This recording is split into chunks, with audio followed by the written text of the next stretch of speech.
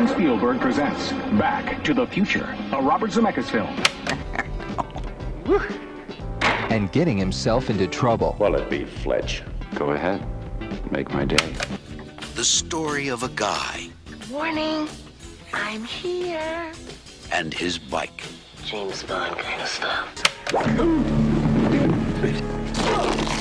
And he's just made a discovery that could wake up the dead.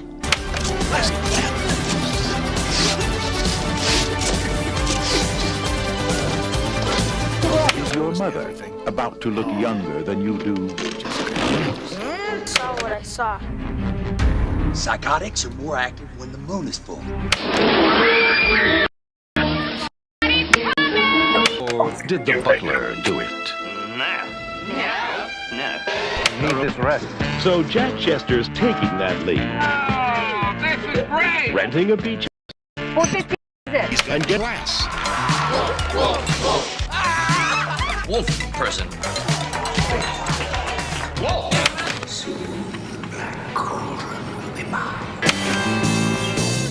They only met once, I don't want to be alone anymore. You don't have to be. but it changed their lives forever.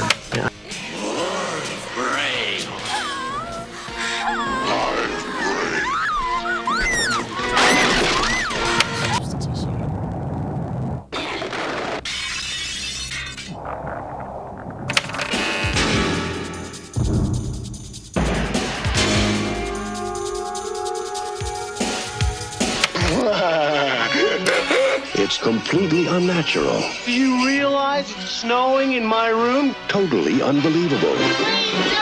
What's going on? And definitely weird. Hi, dudes. They went from zeros to heroes in one fantastic weekend. I'm so good.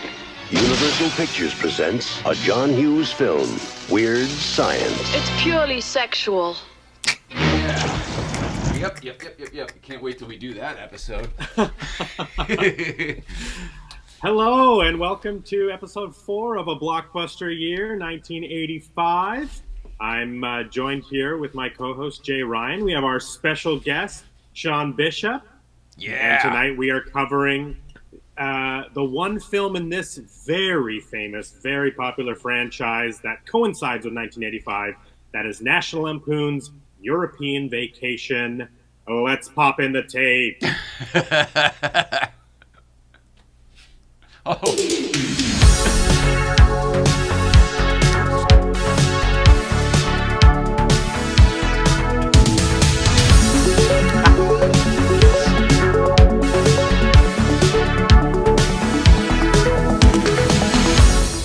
Ooh, smooth. It's like we know what we're doing. Yeah, episode Speak for 4. yourself. By the way, that's fall Brandon. into If you didn't place. say, up in Canada, and I'm Jay in Los Angeles, here with Sean in Los Angeles. Tis true. Did we do all that? I think so. Okay, good. Sort of, definitely kind of. Yeah, I'm excited to talk to you, Sean. We have never met. We've never talked. But I happen to own one of your vehicles, which I found out through hanging out with Jay in Astoria on our Goonies weekend. That's you own the Superior, don't you? I own the 59 Cadillac Superior that you had before you had your Miller Meteor, right? Oh, yes, you did. That's Yeah, amazing. so- I love that it ended up with you. That makes me so happy. Yeah, so I always refer to myself as the third Ghostbuster to own that Superior because it was you, and then it went to Brian, and then we bought it off of Brian a few years ago. That's amazing. That's so cool. I remember when that auction went up. It was so much fun to watch. Yeah, so it's up safe and sound and catching ghosts up here in Canada. How are you enjoying it? It's awesome. I love taking it out. It probably gets the most requests, and a couple of years ago, no, maybe 10. Look Yeah, at that. That's great. That was the day Jay almost died. Yep. They almost killed me this day. Yep. Oh, We'll get it. The beginning of the day. It was the nighttime. I know. I had one job. Okay, tell that story really quick because I have a story about how I almost died in the Ecto. Oh, she's still continuing her yeah, her reign of fucking terror. yeah. People talk about Christine. I'm like, motherfucker, no. Own an Ecto, and then you will know terror. You tell it, Jay. It's hysterical. No, you go ahead. We were going. Well, you had an event. We were going to a Ghostbusters screening where we were going to be. We were dressed up, as you saw. It was in Hemet.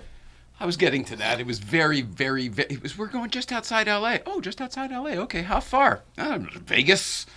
It was Hemet, California, which is not close, and it's really through desert and some treacherous mountain ranges and a bunch of stuff. But the Superior, I'm assuming, is still this way. Did they ever put the jump seat in or no? Do you have a jump seat? Oh, yeah, I think, yeah. No. Or what do you mean, like the backwards seat? Yeah, the back seat. When I was in it was just a floor. It was the I think Brian put the jump seats in. Yes, He absolutely did. Okay, well, back then it was just a floor, and I was sitting in the back because the front row was full of Ghostbusters, and I was the Ghostbuster sitting in the back as if there was a jump seat with my back just sort of against the wall. Yeah. Yeah, the bulkhead thing. Yeah, the bulkhead wall. And, gosh, it wasn't within the first hour, I would say, once we were on the freeway, it was... Yeah, I was getting a little sleepy, and I realized, well, it's a long ride. I just kind of didn't really think much about it until we realized afterwards that there was a pretty... And at that point, the rear windows didn't go down. You could crank them all day long, but they wouldn't go down. No. Yeah. And we found out later that there was a hell of an exhaust leak back there. Yeah. They weren't getting in. Oh, and the partition wouldn't open. It was like a crack on the passenger side. You were getting hotboxed with yeah. fucking exhaust. And I couldn't even hang out with the other guys in the front socially because, well, one, it was uncomfortable, and two, the glass wouldn't open. Oh, so stupid. Yeah, luckily everybody else, they rode home separately, and we took the front seat home on the way home. Yeah. With the windows. Well, that's funny Jay got a little sleepy that day, and then I had a stomach. I didn't feel good for the rest of the night, but we pulled it off. They loved us in Hemet. We were huge. I was also in the back when I almost died. Oh, what happened to you? So we took the Ecto to. I'm in British Columbia, Canada, and next to us is Alberta. It's the province over, and that's where they shot Ghostbusters Afterlife. Yeah, that's was amazing. all in southern Alberta. So we took it up to, if you remember in Ghostbusters Afterlife, there's a big red, tall grain elevator. It's the entrance to Somerville. The family drives past it. There was that one teaser where the Ecto drove past it. Mm-hmm. So we decided to take it up there because we hadn't seen the movie yet. This was for the Canadian premiere. We were bringing the Ecto up to That's amazing. Be a part of the Empress Theater, that famous scene where Phoebe's on the gunner seat and she's chasing Muncher and she blasts that movie theater. Yeah. That whole street, that's the Empress Theater in Fort McLeod. And they had shut that whole street down for a big Ghostbusters party, and they were premiering the movie in the movie theater that was in the movie. So we took our Ecto up there, and the day before, we decided to go and try to find some filming locations that we had seen in the trailers and promotional footage. And so we knew about this grain elevator. Turns out it was also directly across the street from the entrance to the Shandor mines. Oh, mining, yeah. But we wanted to get some footage of I will say ours, as in including you in this, our Ecto, in front of... I love that. I like just spreading nerdery all over the globe. I turned a couple screws on that thing. Yeah. So we wanted to get a shot with the grain elevator, and we got a couple of it driving by, and then I thought, oh, you know what a cool shot would be? Is if I'm in the car, and we drive past it, and I shoot the grain elevator through the back window. As we pass it, so that the grain elevator gets smaller as we drive away. Cinematic. Well done. My dad is driving it. My sister's in the front seat, and I'm sitting in the jump seat in the back, shooting through the back window. And we get the shot, and then we go to turn around, and I didn't realize that the side door, wasn't fully closed. and it turns, and the door opens, and that thing, it rocks so much that all of a sudden there I am. There's no seatbelt on that jump seat, and I start to fall, and I'm clamoring to grab onto anything, and luckily I did not fall out of the car, and we were able to stop and close the door, but it was very scary. It was a close call. Wow. This is a story for another day, but I remember in the Miller, once that was done, the day it threw its carrier bearing and almost killed all 4 people in the car. There's that one. The back of the Miller. I used to have a cinder block that was in the back of the Miller just to put behind the tire in case I put it anywhere. and I actually picked up the cinder block, and I started walking around to the windshield. My buddy Phil had to stop me. Because you were going to do I was going to absolutely... Could you imagine driving by and see two Ghostbusters fighting? No, I'll kill her! Yeah. I'll fucking kill... People go... Driving... I had the best luck with both of those cars. I just want to say you that. absolutely I really did. really did. And You were the time bitch machines. whisperer. I mean, seriously, Maybe I didn't call them a bitch. Well, maybe I earned the right. No, I'll forever love that car. It really did try to kill me about 4 times. That was the second one I did. Yeah, it's a lot of fun. We really enjoy it up here. It's special. I'm so glad it is there with you, and it couldn't have gone to a better person. I mean, do you ever talk to Brian about it all, or is he just like, I chat with Brian every once in a while on Instagram, and when we first got the car, I was talking to Brian a lot about all the electronics and stuff that they had put into it. Since owning it, we've redone all of the internal electronics. Great. We have it so that it because we do a lot more shows. Yeah, oh yeah, yeah. We have it so you can just plug it into wall power, run the Perfect. whole thing. Yeah. But yeah, it's a lot of fun. It's funny. I'll wrap it up with this. Brian comes off like that angry father bear in the Warner Brothers cartoons, but he's really the sweetest human on the planet. Yeah, and he especially is, to people that he likes and he wants to help and stuff like Yeah. that. He'll mail you whatever Ecto stuff he's got left over. Just be like, he can use it. Yeah. I don't need it. You know what's funny? You say once that. people are out, they're out. Yeah. I'm wearing Brian's flight suit. That's amazing. Wow. I've never upgraded my flight suit just because Brian's flight suit fit me Perfect. really well. Yeah. And until I've needed to upgrade it, so I still wear Brian's flight suit. That's so funny. That's hilarious. Do you know Ectotech on the East Coast? Do I? Yeah. Are you aware of Ectotech? That's Kit. No. That he's Let's Run Some Red Lights. Ectotech is he's in Jersey. Oh. Well, Kit, anyway, he's got my Ghostbusters flight suit. That's amazing. Oh, okay. Yeah. Well, that's 1984. We are not talking about. I know, right? But we digress. Wait! It was my Ghostbusters 2 flight suit. But before we get into the movie, I do want to ask Jay, because Jay had quite a fun weekend celebrating 1985. Jay got to go to a special Pee-wee's Big Adventure Warner Brothers studio tour with a screening at the studio, and it looked awesome. I shared a couple photos on the Blockbuster, your Instagram.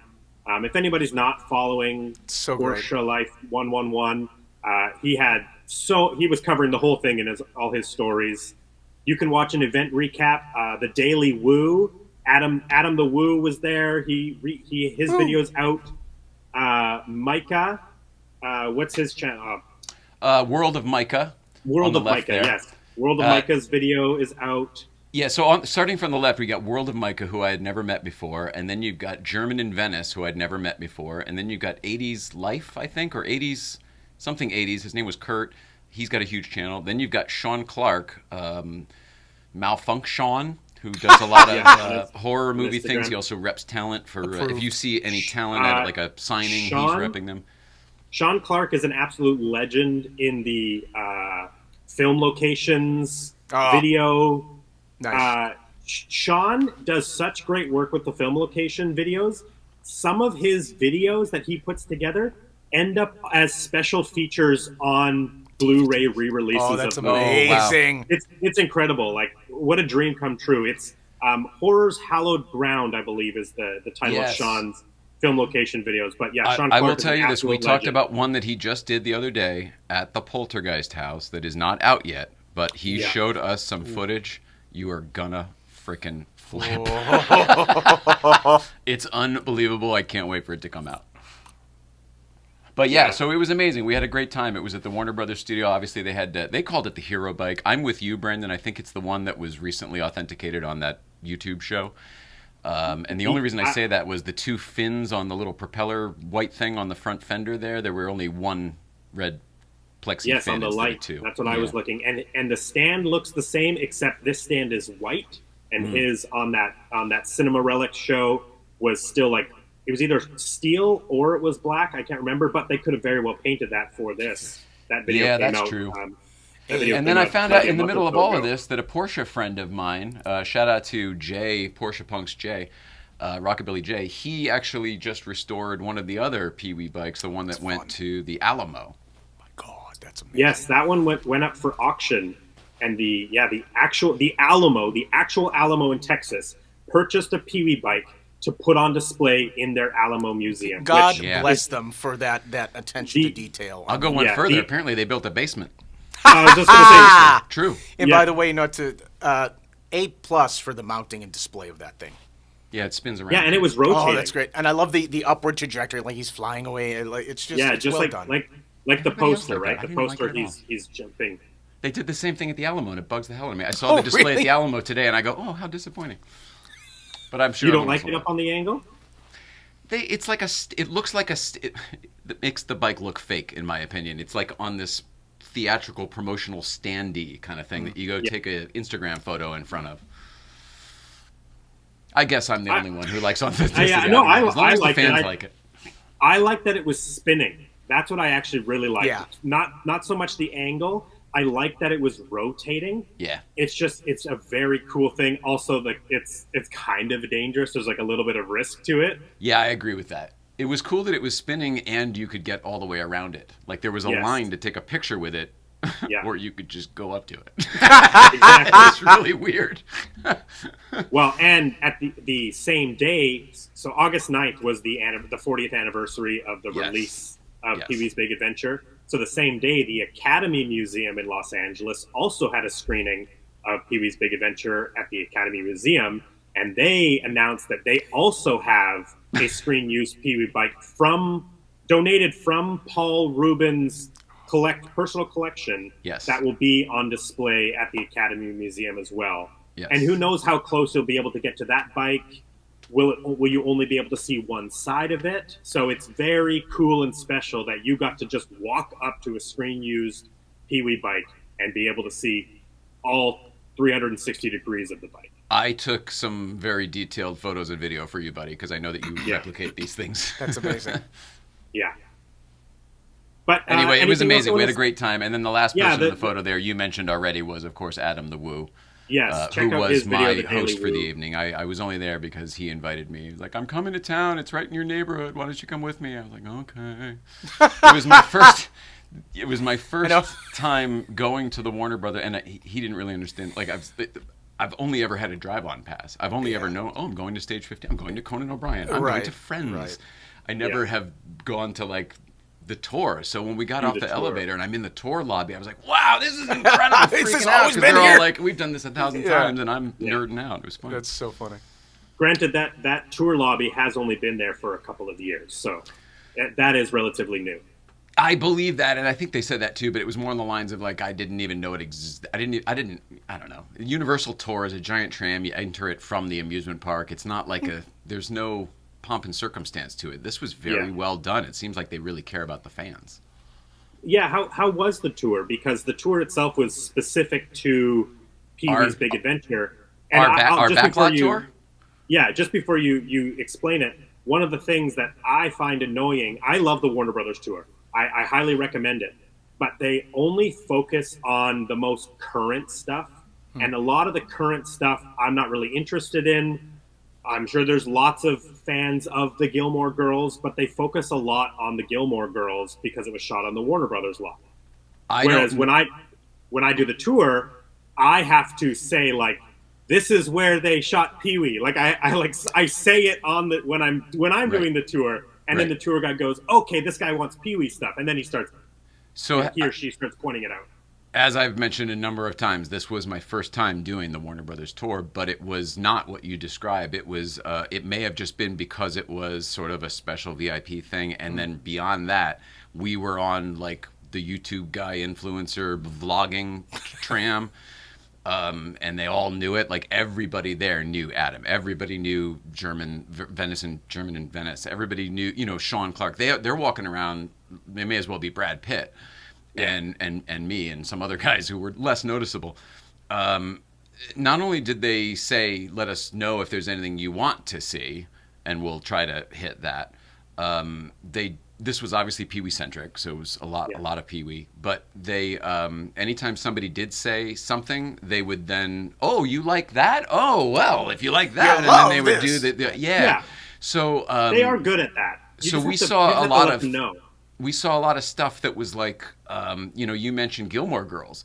They took us through, and they mentioned Gilmore Girls and a few other things, and I said, well, when I was a kid, this was Dukes of Hazzard, and then the entire town was like, oh! And then he was like, that's right, it was also Dukes of Hazzard back in the day.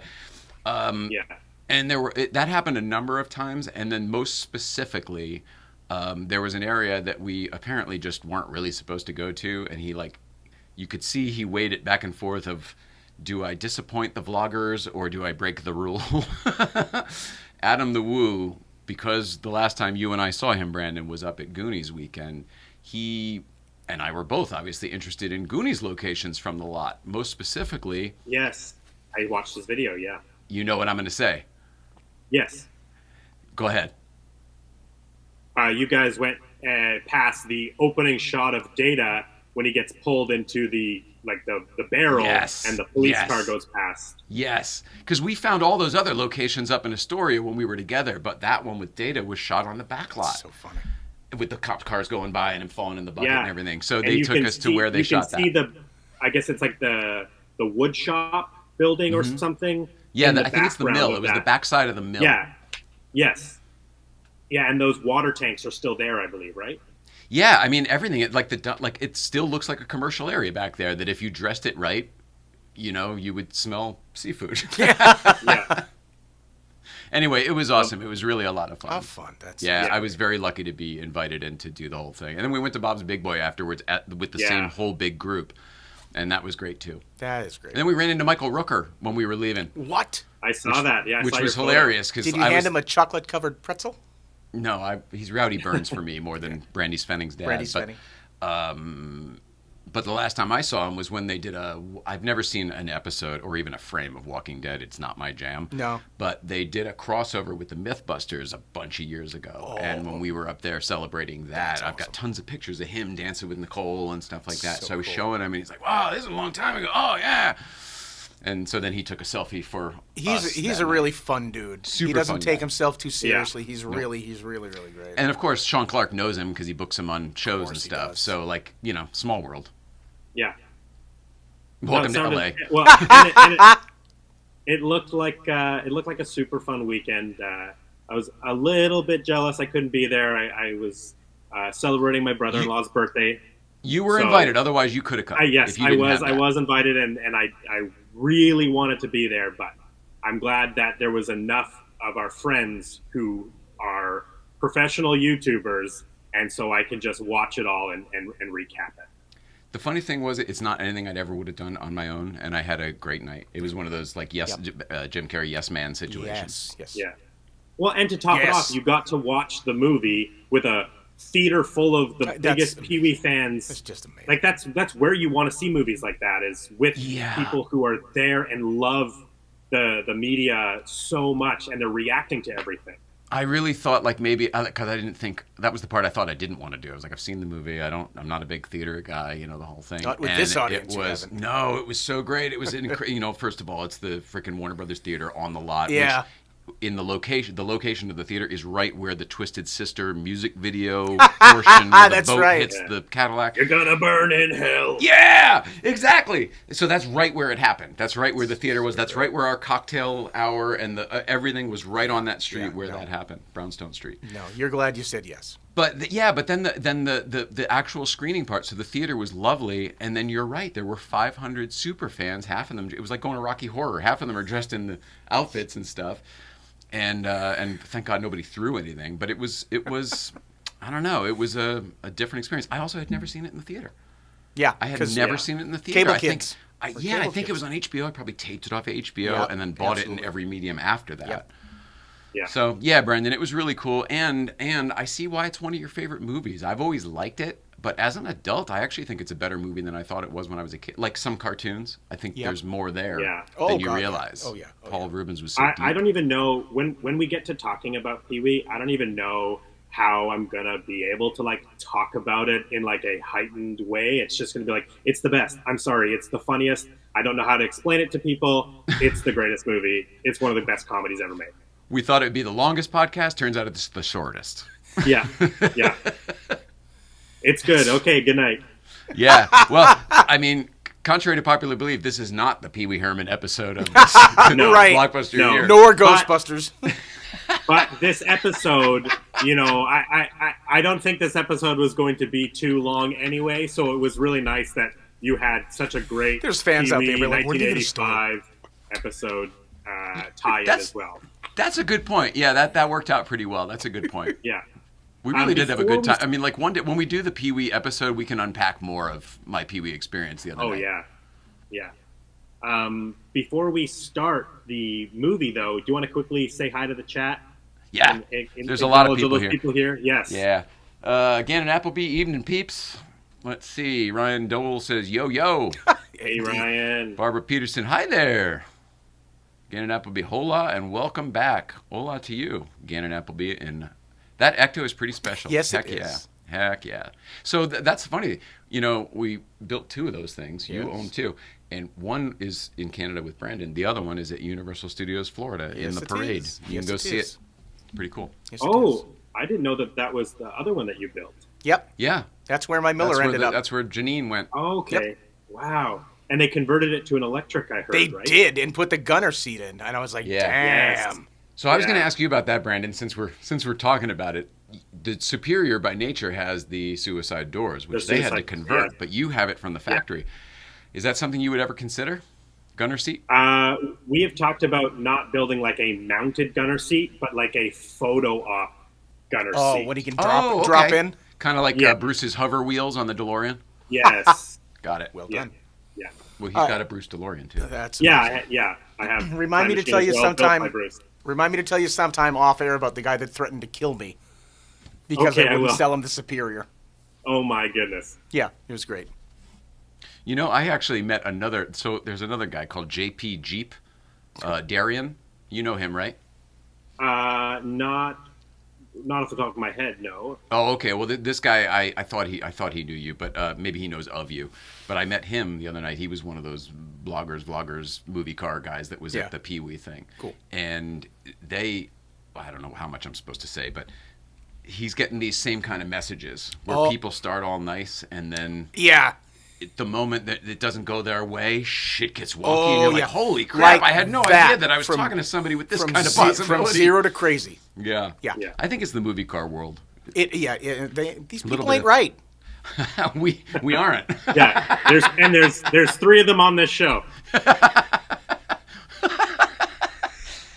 All right. Well, thank you everybody for being here tonight. We appreciate you watching. We are obviously covering the 1985 classic franchise National Lampoon's Vacation, and tonight we're talking about European Vacation. Only because it came out in 85. Only because it came out in 85. I mean, we're obligated. Cat's out of the bag. Like, this is not the best of the Vacation franchise. Let's just be clear. What? The hell you say? Oh my goodness. Are you guys in a different camp? Oh, no. I'm right there with you. I was being sarcastic. Okay. I was like, this is going to be a different episode. Sean's from Boston. Sometimes he's ironical. Yeah, ironical. I mean, European Vacation, obviously it is a movie that needed to be made because the first Vacation was such a success, right? That first National Lampoon's Vacation, which came out in 1983, the family gets the Wagon Queen family truckster and they go down the States to Wally World. It's a classic. Yeah, I agree. Harold Ramis directed, right? Yep. Yes, Harold Ramis directed it. Written by John Hughes. Oh, that's right. Right. Based off of a story actually that was in this September 1979 issue of National Lampoon magazine. It is a story. I should have had it. Oh, here it is. Oh, it's so It is good. It's so good. The original story is great. That's adorable. It's a story called Vacation 58. Yep. And I just want to read the very first sentence, and this will give you an idea of what the writing style is. I love it. If Dad hadn't shot Walt Disney in the leg, it would have been our best vacation ever. That is the opening. It's a hell of a hook. Perfect. Yeah. Yeah. So they took the idea of the family vacation going awry from John Hughes's writings. He turned it into the screenplay. Chevy Chase gets involved. Harold Ramis gets involved. Yada yada yada. It's Lightning a huge in a bottle. Exactly. Has a very iconic vehicle, that metallic P Wagon Queen family truckster, which we haven't delivered had just a couple miles from here, That's over amazing. in Glendale. That's amazing. At the Art Lutz or whatever the name was. It's a real car dealership still to this day in Glendale. Oh, that's cool. I'll have to visit that next time I'm out. Yeah, it's still exactly like it was in the movie, too. As I understood it, too, that there, a lot of elements that were taken out of the original Vacation script were recycled into the European Vacation. Yes, and that actually leads to one of the most interesting things about this movie. So, with the success of the first Vacation, much like films today, obviously they want to make more money, and so they put together a sequel. And I guess there's no real information, but essentially John Hughes said no at some point. He didn't want to write a sequel to Vacation. Mm-hmm. And so that's what they did. They got other people, another writer, Robert Klein, and they used a bunch of the unused ideas that Sean had brought up. Yep. And put them into a new screenplay and decided to take the family to Europe. One of the now, what was interesting Hughes things, working on at the time that he didn't want to do it? Remember when there was an Anchorman B cut and it was like all these outtakes from the first movie Oh, and they put out this other Anchorman and a half thing and it was like, well, yeah, that's why you don't do that. Yeah. That's what this felt like to me. Yeah. But go on. I lost my train of I'm thought. sorry, Brandon. We're the tangential No. duo over here. Yeah, so basically, you're right. They took a bunch of unused stuff. And, to answer your question, Sean, John Hughes is working on Weird Science, That's Breakfast it. Club. And yes. So he has two movies that he's writing and directing. Yeah, he was having this fun. year. He wasn't coming back to work with Chevy. A little busy, And the story is apparently he didn't know that a new National Lampoon movie was being made until he saw previews for it on TV. Oh, that's my God. so funny. But he has a writing credit. His actual credit is I should actually one of the cool things I have here, which I showed on our Instagram, is I have an original press kit from European. Oh, that's cool. Wow. So this is I collect a lot of these press kits.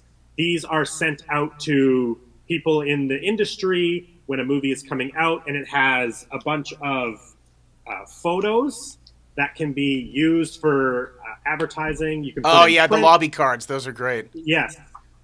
And then it also has Poor Ellen. It also has all of this information, pages. Whoa, look at that pages of information, all typed out. So they like always studio include. memos. Where is it here? I just disorganized it. I just disorganized this? Unorganized it. I lost my first page here. I just wanted to get the official credit for John Hughes. Where did it go? At the very back, of course. And introducing John Hughes. Yeah. They always include this page here. Make me big again. And this just has all the credits on it. Oh, yeah. And so John Hughes' official credit is screenplay by John Hughes and Robert Klein, story by John Hughes. Yeah, that makes sense. And that's because the WGA, the Writers Guild of America, basically told them they had to put John Hughes' name on this because they were reusing. Yeah, it's his source material. His characters created by, Yeah, and that's the real reason he's connected to this movie. Oh, of course, yeah.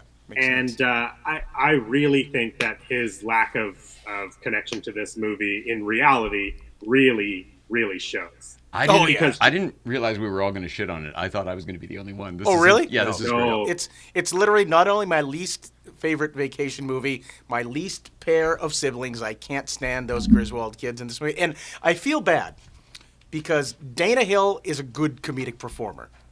Yes, daughter. I agree. But I think she was misused. Totally. I think they made her just a consistent fat joke through the whole show. Pining after a boyfriend. I'm thinking to myself, Amy Heckerling, you should know better than that. Well, you bring up an interesting point. Let me know when we're talking about Amy Heckerling. Sure. No, we can. I think we'll talk about Amy Heckerling now because Amy Heckerling. Amy Heckerling. Most people probably know her name. Maybe I don't know actually, but they definitely know her big movies. movies. But I don't like any of them. Yes. Fast Times is a huge one. Fast Times. So my argument with Amy Heckerling's movies is they're all misdirects. They all seem like they're going to be one thing, but they're all something else. Fast Times seems like it's going to be this fun high school movie. No, we're going to deal with some heavy shit. It's a slog. Yeah. So Clueless is not dissimilar, even though our friend Sam, who just passed away, was in it. He's one of the skate boys. But you know what's interesting to the Heckerling point? She treats the subject matter so beautifully in Fast Times of the female struggle, and then turns Audrey into a fucking punchline. Wow. Yeah. That's and that's so. That's a beautiful point. Amy Heckerling directed Fast Times at Ridgemont High. It did very, very well. Obviously, everybody knows Sean Penn from that film. Then she goes on to do Johnny Dangerously with Michael Keaton, and it is whoops-a-daisy. I have only seen it one time. Choice. Yeah, I want to love it so much. I mean, it opens up with a Weird Al song. The credits is a Weird Al song. Michael Keaton's awesome, but it's not a great movie. And Amy Heckerling knew that while she was making it and while she was testing the movie, and she got offered European Vacation and took it because she didn't think that she would ever get another chance. Yeah, because of how bad Johnny Dangerously was going to do. The interesting thing about Amy Heckerling choosing to do a Vacation sequel is, did you know that Amy Heckerling and Harold Ramis had an affair, and they had a child together through that affair? No. Yes. And I'm really good friends with Harold Ramis's family, so I didn't know any of this. Oh my goodness. Yes, this is all public. This is all public knowledge. Harold Ramis, just so you know, Brandon, because it'll probably come up again. Harold Ramis married a very good friend of mine's wife. So, oh wow, like the kids, the niece and nephew, like they're all people I'm close. I'm aware of. I don't know what to say. I had no idea. This has never come up. This information is so public. Did you know that Look Who's Talking is based off of that story of Amy Heckerling? Makes perfect sense. But no, I didn't know that. Shit. Yes. So I was today years old. That's the answer to the trivia question. When did John Travolta play Harold Ramis? It's not John Travolta. It's Kirstie Alley's boss. Because Kirstie Alley has the affair with the boss, has the child. Right. George Segal. Yes, Holly, exactly. I'll burn if I can't touch you. So that's another movie I can't stand. I tried to watch it with Nicole because she remembered liking it, and then we watched it together, and she's like, "This is awful." Yeah, but what about the sequel of Roseanne? I have such a nostalgic connection to Look Who's Talking because it was one of those movies like my grandma had, and I watched it so much when I was young. I don't know. I watched it again recently, and I just couldn't believe how adult of a movie it is. Oh, but totally I watched it as a child. I loved it as a child. I don't know why. It's not that great, but it's serviceable. And John Travolta and Kirstie Alley are so charismatic in it. It's God damn it! You're gonna make me watch it again, but I do not agree with you. I'll give you an analogy. The reason we love movies like that is my grandparents had a camp up in Maine. The same box with the same 12 video cassettes that were in. I'm like, I guess we'll watch Look Who's Talking again. 100%. I do have those too. That's a good point. I've got a handful of those movies. They're crap, but I'll watch them over and over. This movie is shit. Let's watch it for 50th time. No, I know. But Look Who's Talking was a huge hit. It was. Like, it was a massive juggernaut. hit. Yeah. And it was the movie that Amy Heckerling made after European Vacation, which is unreal. Like, to go from making, like, essentially 2 bombs in a row, then not doing anything for a number of years, to then, I think Fast Times did pretty well at the box Fast office. Times did great. I was actually counting Look Who's Talking because I think it's terrible. No, but that's a success. But that it was a you're right, financial success. And then the Clueless was a sequel bombshell as well. did well. And then after that comes, I think, her biggest, most popular movie that people will know is Clueless. Yeah. Is the film that Amy Heckerling did. And I personally am not the biggest Clueless fan, but I know that it has its diehards.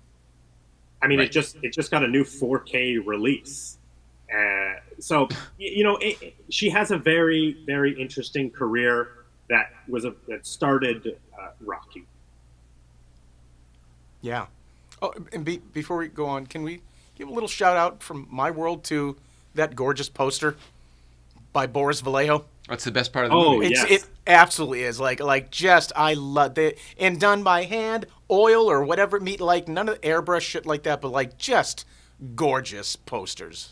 The first 2 Vacation posters are so iconic because they are done in that that incredible, like, real, like, that style, the Conan the Barbarian, but they're legitimately very funny. Yeah, no, they're wonderfully executed parodies of themselves, and it's just like it's a great Frazetta, posters of the media. Yeah, it's just you're right. It's the best part of the film. One of the cool things is I was doing a quick little IMDb search on Boris Vallejo, the artist of the posters, and when you go to his IMDb and you look at like all the films that he's worked on in the art department, the posters he's done. Yeah. They're so cool because every single poster image is his art style. It's so and they good. all have the same muscles and the same background. It's just really cool to scroll on Boris Vallejo's IMDb. Yeah, 80s movie poster art in general is just a treasure, honestly. I think of Drew Struzan. Oh, yeah, of course. That's who everyone thinks of first. You know, they think, he did the indie poster. It was Amsel that did the original indie poster and stuff. Same thing with the original Muppet movie poster. But there were so many, but Drew Struzan eclipsed, all of them, you know what I mean, with his career. And who's Just the other movies one? I like. John, I think of Back to the Future, John Goonies, Alver, they're all him. 100%. John Alverson, who's that other artist? That's his world. brain mush right now, but yeah. Too many signals going through. Put your back. Sorry, I'm like. I'm blanking on. He did like the famous E.T. Star poster. Oh yes, yeah. What's his name? I'm blanking forget. on that. Larry. I mean, incredible poster.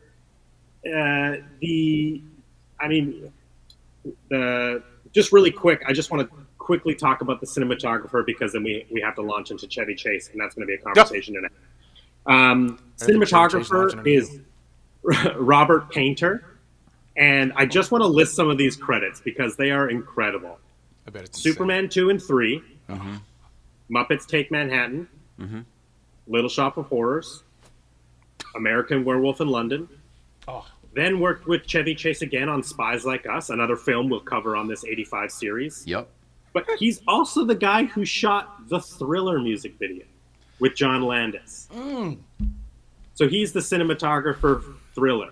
That's amazing. But I would say that one of the things about this movie is it is pretty good looking. They go to a lot of the real, other than Stonehenge, they go to a lot of the real locations, which is pretty cool. Yeah, whether the Griswolds are really there or not, I don't know. But the production went and shot the Eiffel Tower and some of those places. But you know they would never do that. So you're like, how many countries we have to go to? Oh my gosh! Yeah, what would it cost to drive around the kids, Big Ben, Parliament, day and Well, night? Yeah, shut down. That's batshit. They saved money by not going to Germany. Really? Oh, that's funny.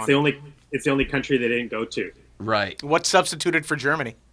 Well, they Italy. just did the 3 instead. Oh, they gotcha. London, France, in Italy. and Rome. And actually a German-speaking part of Italy. Say it again? They shot the German scenes in a German-speaking part of Italy. Oh, that's right. There was a German part with the Lederhosen and the whole dance and then the car chase. That's right. Yeah. So they weren't actually in Germany. I got you. Oh, shit, man. Germany is the only country they didn't actually go to shoot, but they really did go to London doubled and, Italy and Germany, Paris Italy for and Germany. Italy. That's funny. In the beginning of this movie, the credits start right. It feels like it's going to pick up right where the other one left off. Oh, the Warner Brothers. Oh, the Holiday Road kicks in. Yeah. It starts getting. Oh man, I feel good about this. I'm excited. I was ready to watch it. And then the pig in the poke shit. And Sean Astin's dad from Gomez Astin, Adams. Gomez Adams. I forgot how And monumentally then he's Richard uncomfortable Dawson. that made me. Yeah, he's Dawsoning. But to another level with the. Yes. And Dana Hill was 21 years old. Once again, making her the punchline of a joke. Yes. Yeah, but not the fat jokes. If anything, I find in that movie they made her the sexual. She was It's appointed. weird. The French guys. Oh, and she has such a nice tight ass. Both. And then, Yeah, both. She was always Everything just about it is unfortunate and weird and has not aged well. No. It is. No. John Hughes's lack of involvement in this film is all over the film. Yeah. And you want to know the craziest thing that I noticed for the first time ever in this movie? What? Yeah. They spell the Griswolds name wrong. With an A. With an A. Yep. I noticed that. I thought I did because I wrote O in all my stuff here, and then I saw it, and then I thought, oh, geez, maybe they're A. No, only movie to do it. Oh my god. Yeah. That's So funny. So I thought it was a smart joke that they were doing on the pig in the poke. Right. I was like, oh, it's funny. They spelt the Griswolds name wrong That's on TV. Yeah.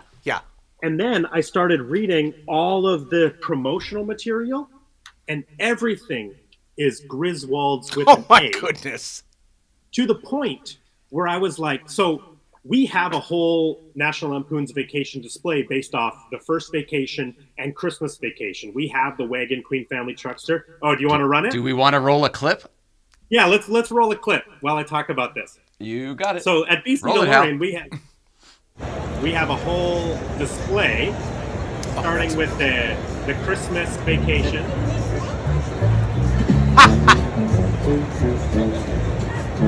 Merry Christmas! For me, Clark.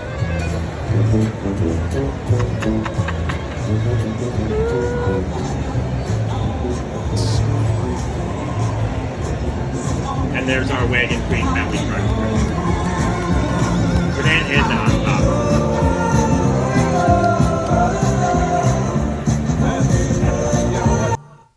I like that you have the distinctive music for each. It's great. Yeah, based on the scene. Very That cool. stupid tuba. So I make signs for all of our displays. They have Nice. the identification of what the car is, what movie it is, and then there's like little references in the sign. And I was like, oh my God, did I spell the name wrong?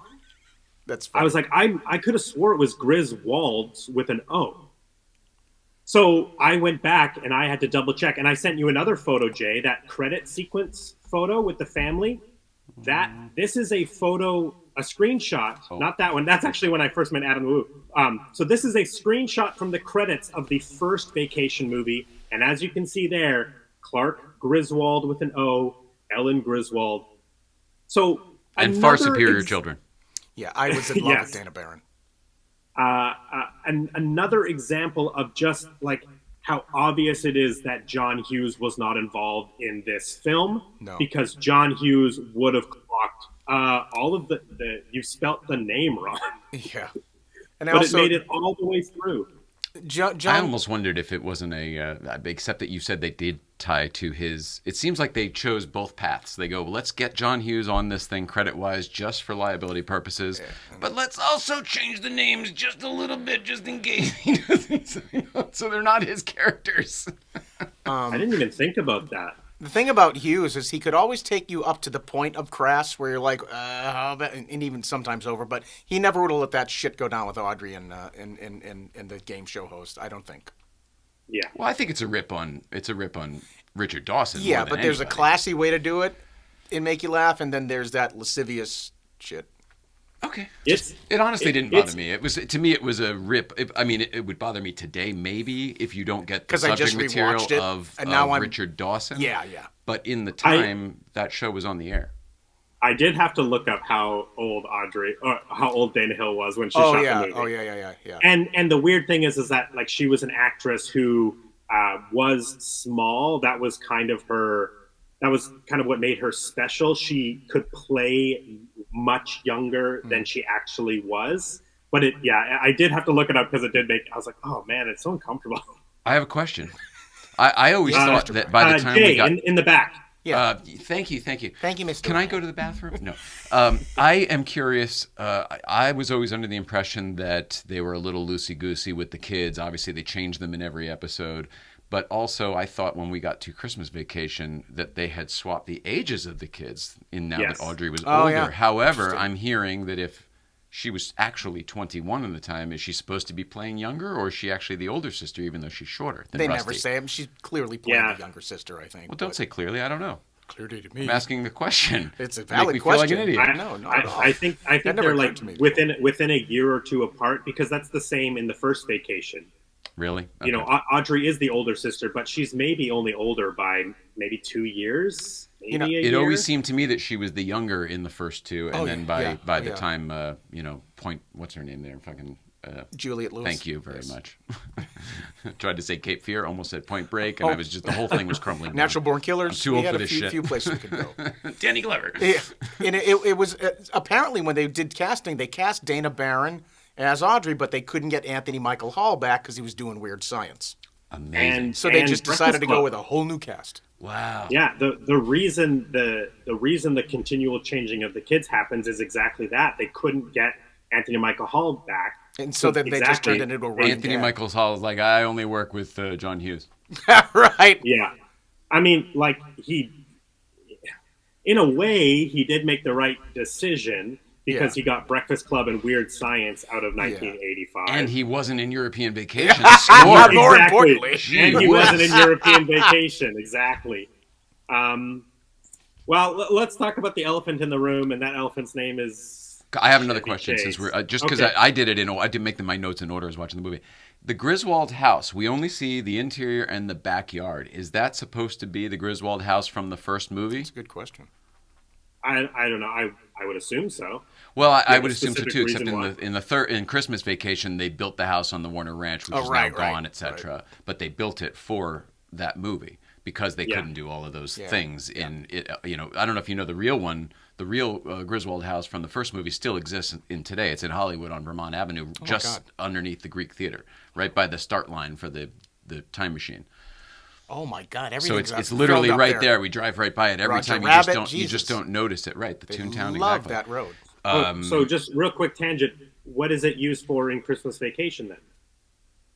The original house? Nothing. Not the Warner Ranch house.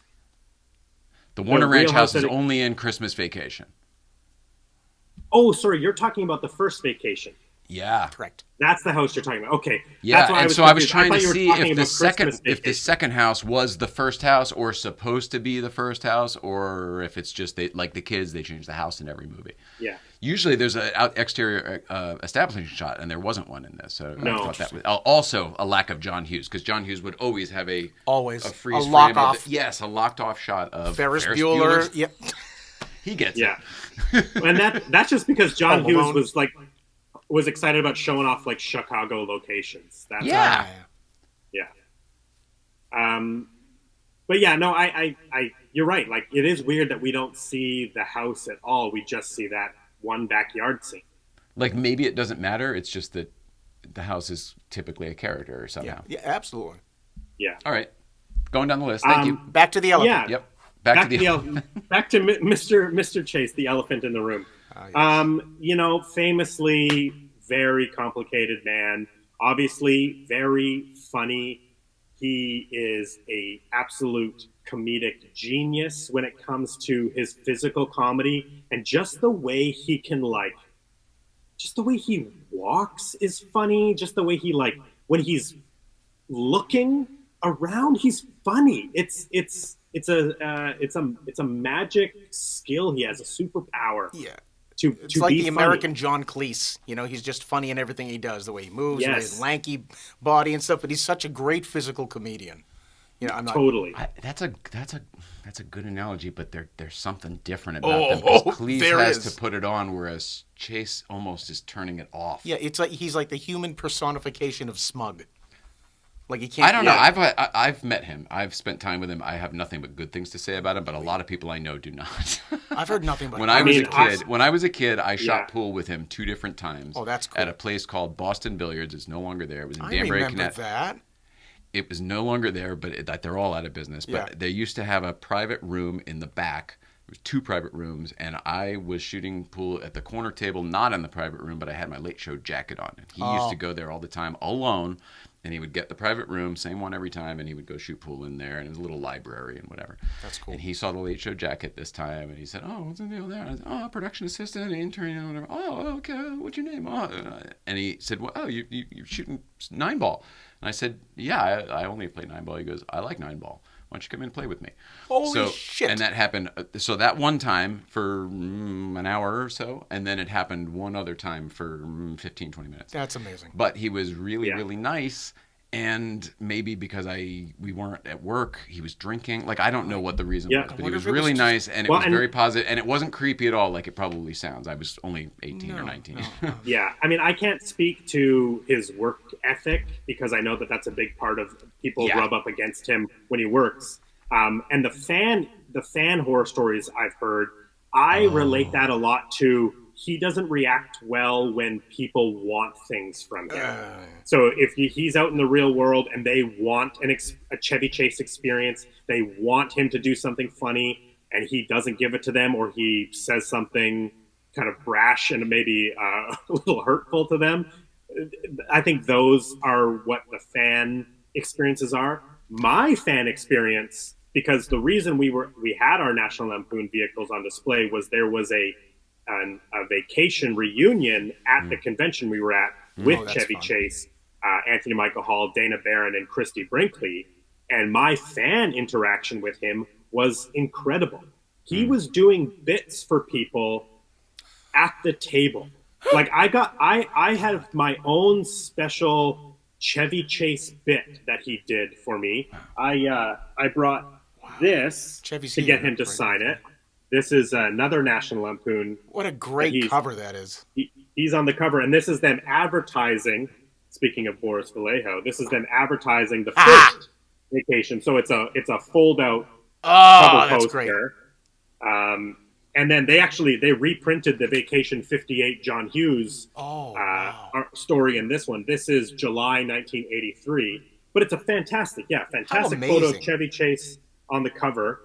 And so when I brought this magazine up, he took it and he looked at it and then he signed it, but he left the pen cap on the Sharpie and like no ink went on the paper. And then he turned it back to me and he went, "Is that good? Does that work for you?" and I laughed.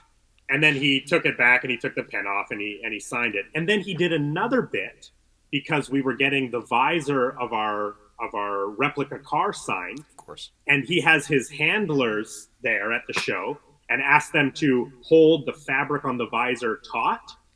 And then he takes the Sharpie and he starts doing his signature on his advisor or on the hand of his helper. Awesome. And it was classic so funny. Chevy Chase. Yes, he was just doing bits. So I think if he's prepared to be public be on, you probably get a decent version. You know, I mean, like I ran into him in public. He approached me. It wasn't one of those, like you said, where you're coming at him. Also, what I was going to say earlier when you mentioned like the fans not getting what they want out of him, I have a feeling they're getting Chevy Chase. They like Chevy Chase. They like when he's a weird kind of sarcastic asshole to everybody else. Right. But then when he's not all, "Hey, how's it going there, fan?" "Hi there, Jim." Correct. Yeah. And when he says like, "Oh, you got too much time on your hands," or something, to get out of here, kid. "Hey there, Skylar. Tell your mom I said hi." Shit like that. It's like, that's funny. You know what? Yeah. I have a question again. Was it the same queen from The Naked Gun? It looks like it is the same queen. It is? I wrote her name down. Jeanette Charles. She unfortunately did just pass away last year. But she is Queen Elizabeth throughout so many films. She took that replication right to the end. That's a niche job to have, man. I'll tell you that. And it's just the way she looks, right? Yeah. It's purely based, and she was the best one, by the way. The Charles and the Diane didn't really look like them, but the Queen really always did. Yeah. They were so close. The Charles and the Diane are like so close. There's just little things. But yeah, she is the same Queen from The Naked Gun. Awesome. And she's in Austin Powers. It's the same Queen. Oh, I forgot about that one. Her entire career is essentially Queen Elizabeth. She's Dave for the Queen. Yeah, that's funny. Kevin Kline did. I did hear a story about she turned down a huge amount of money to do like nude photos. I was going to say Queen yeah. porn. Yes. Fuck me. It's royal porn, please. Yeah. I think it was royal porn. Yeah, I think it was more like maybe it's bikini. I can't remember if it was bikini or nude. I can't remember what the story is, but that's something I've heard that she turned that down. She would have done a bikini, I bet. She took her queening very serious. The royal bikini. It's Her Royal Majesty's matched luggage. Sorry. Is that a euphemism? Yeah, so I mean, Chevy Chase is famously hard to work with, and I think that part of that is he is a creative genius. Yeah, you cannot deny that the comedy work that he has done, it's incredible. But he rubs up against people, and a lot of people don't return to work with him. I mean, clearly him and Beverly D'Angelo get along because there's like her entire life is connected to him from this point on, right? She's got to be the Chevy whisperer because like every time I see them in public, or like they just seem to they kind of seem like they're a married couple in a lot of ways. Yeah. They just must vibe. I think Chevy's afraid of Al Pacino. That makes sense to me. Oh, that's right. Yeah. She's married to Al Pacino. Well, I don't know if she's still it, but there was when I was over there working, they were together. She's afraid someone's Beverly going to come in the room. D'Angelo. Griswold. She was married to Al Pacino from 1997 to 2003. Wow. They have twins. I didn't know that they had twins. I didn't either. Did they name them Rusty and Audrey? Yeah, could you imagine? But yeah, nope. No way. There is. I'm trying. Like, what is my favorite Chevy Chase bit in this movie? I have mine. I know there was one thing that I thought was very, very funny, and I don't know why I thought it was funny. It was unexpected. Yeah. The scene with the hallway and the bed and breakfast where he ends up in the bed with no.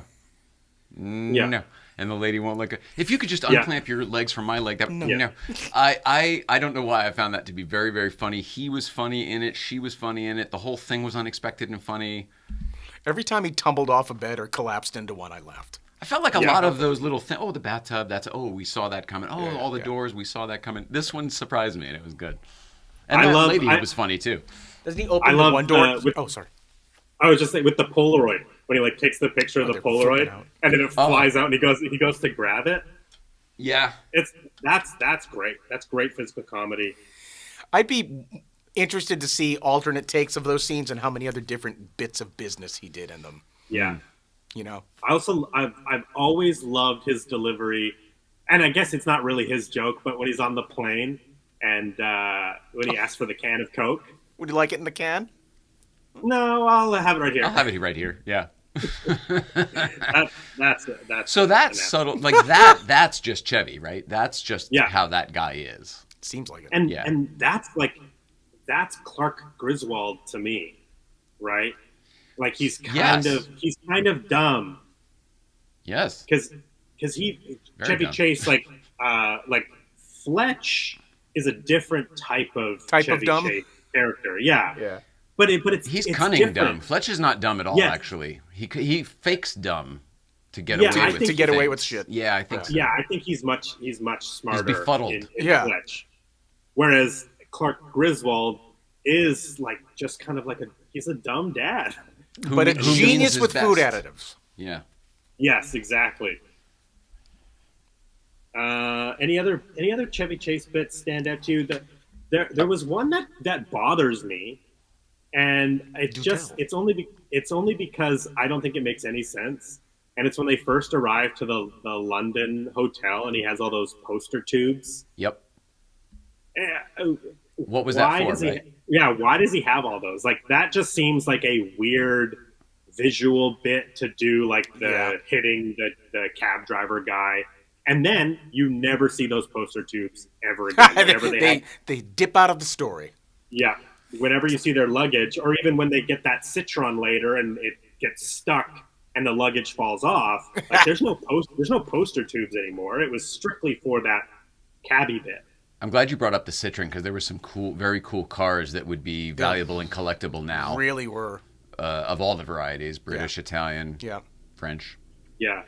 Yeah, the first one they get is that it's an Austin. Is that what the yellow one is, an Austin?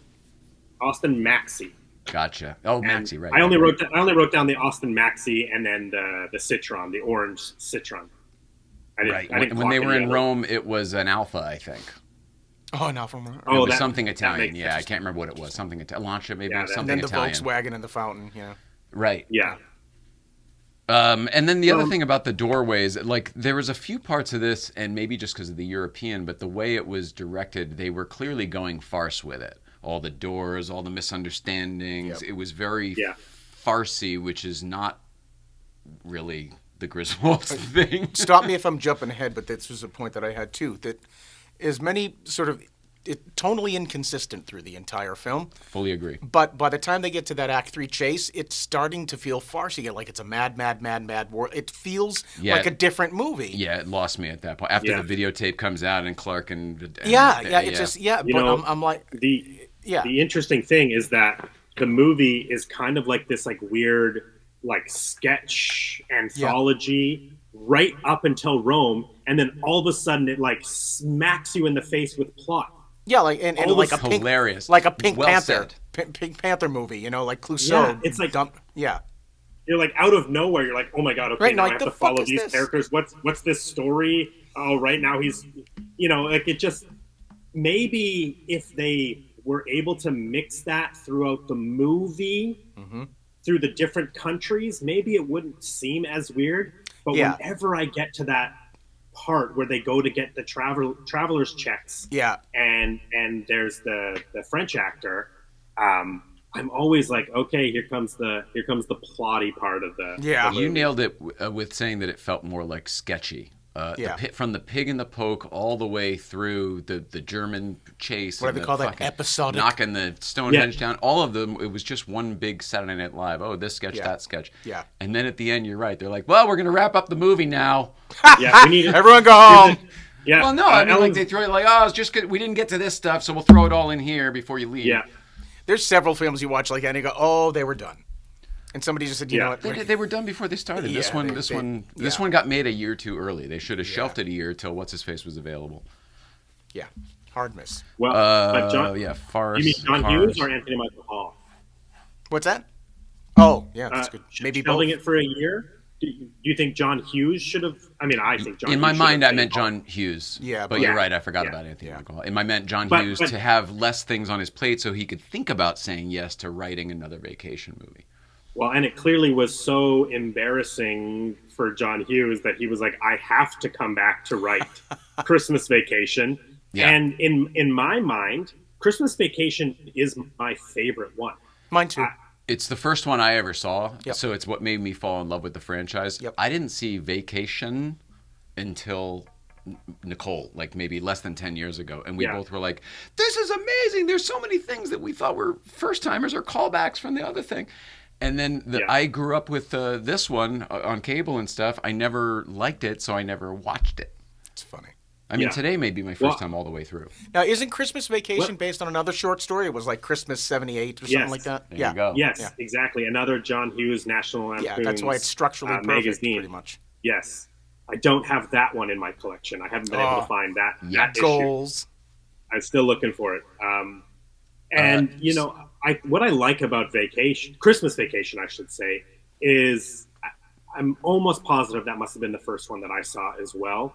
But it just feels a little bit more like relatable. Like I know everybody goes on road trips, but there's just something about like the pressure of the holidays, the stress of family visiting, the the money involved in Christmas and holidays.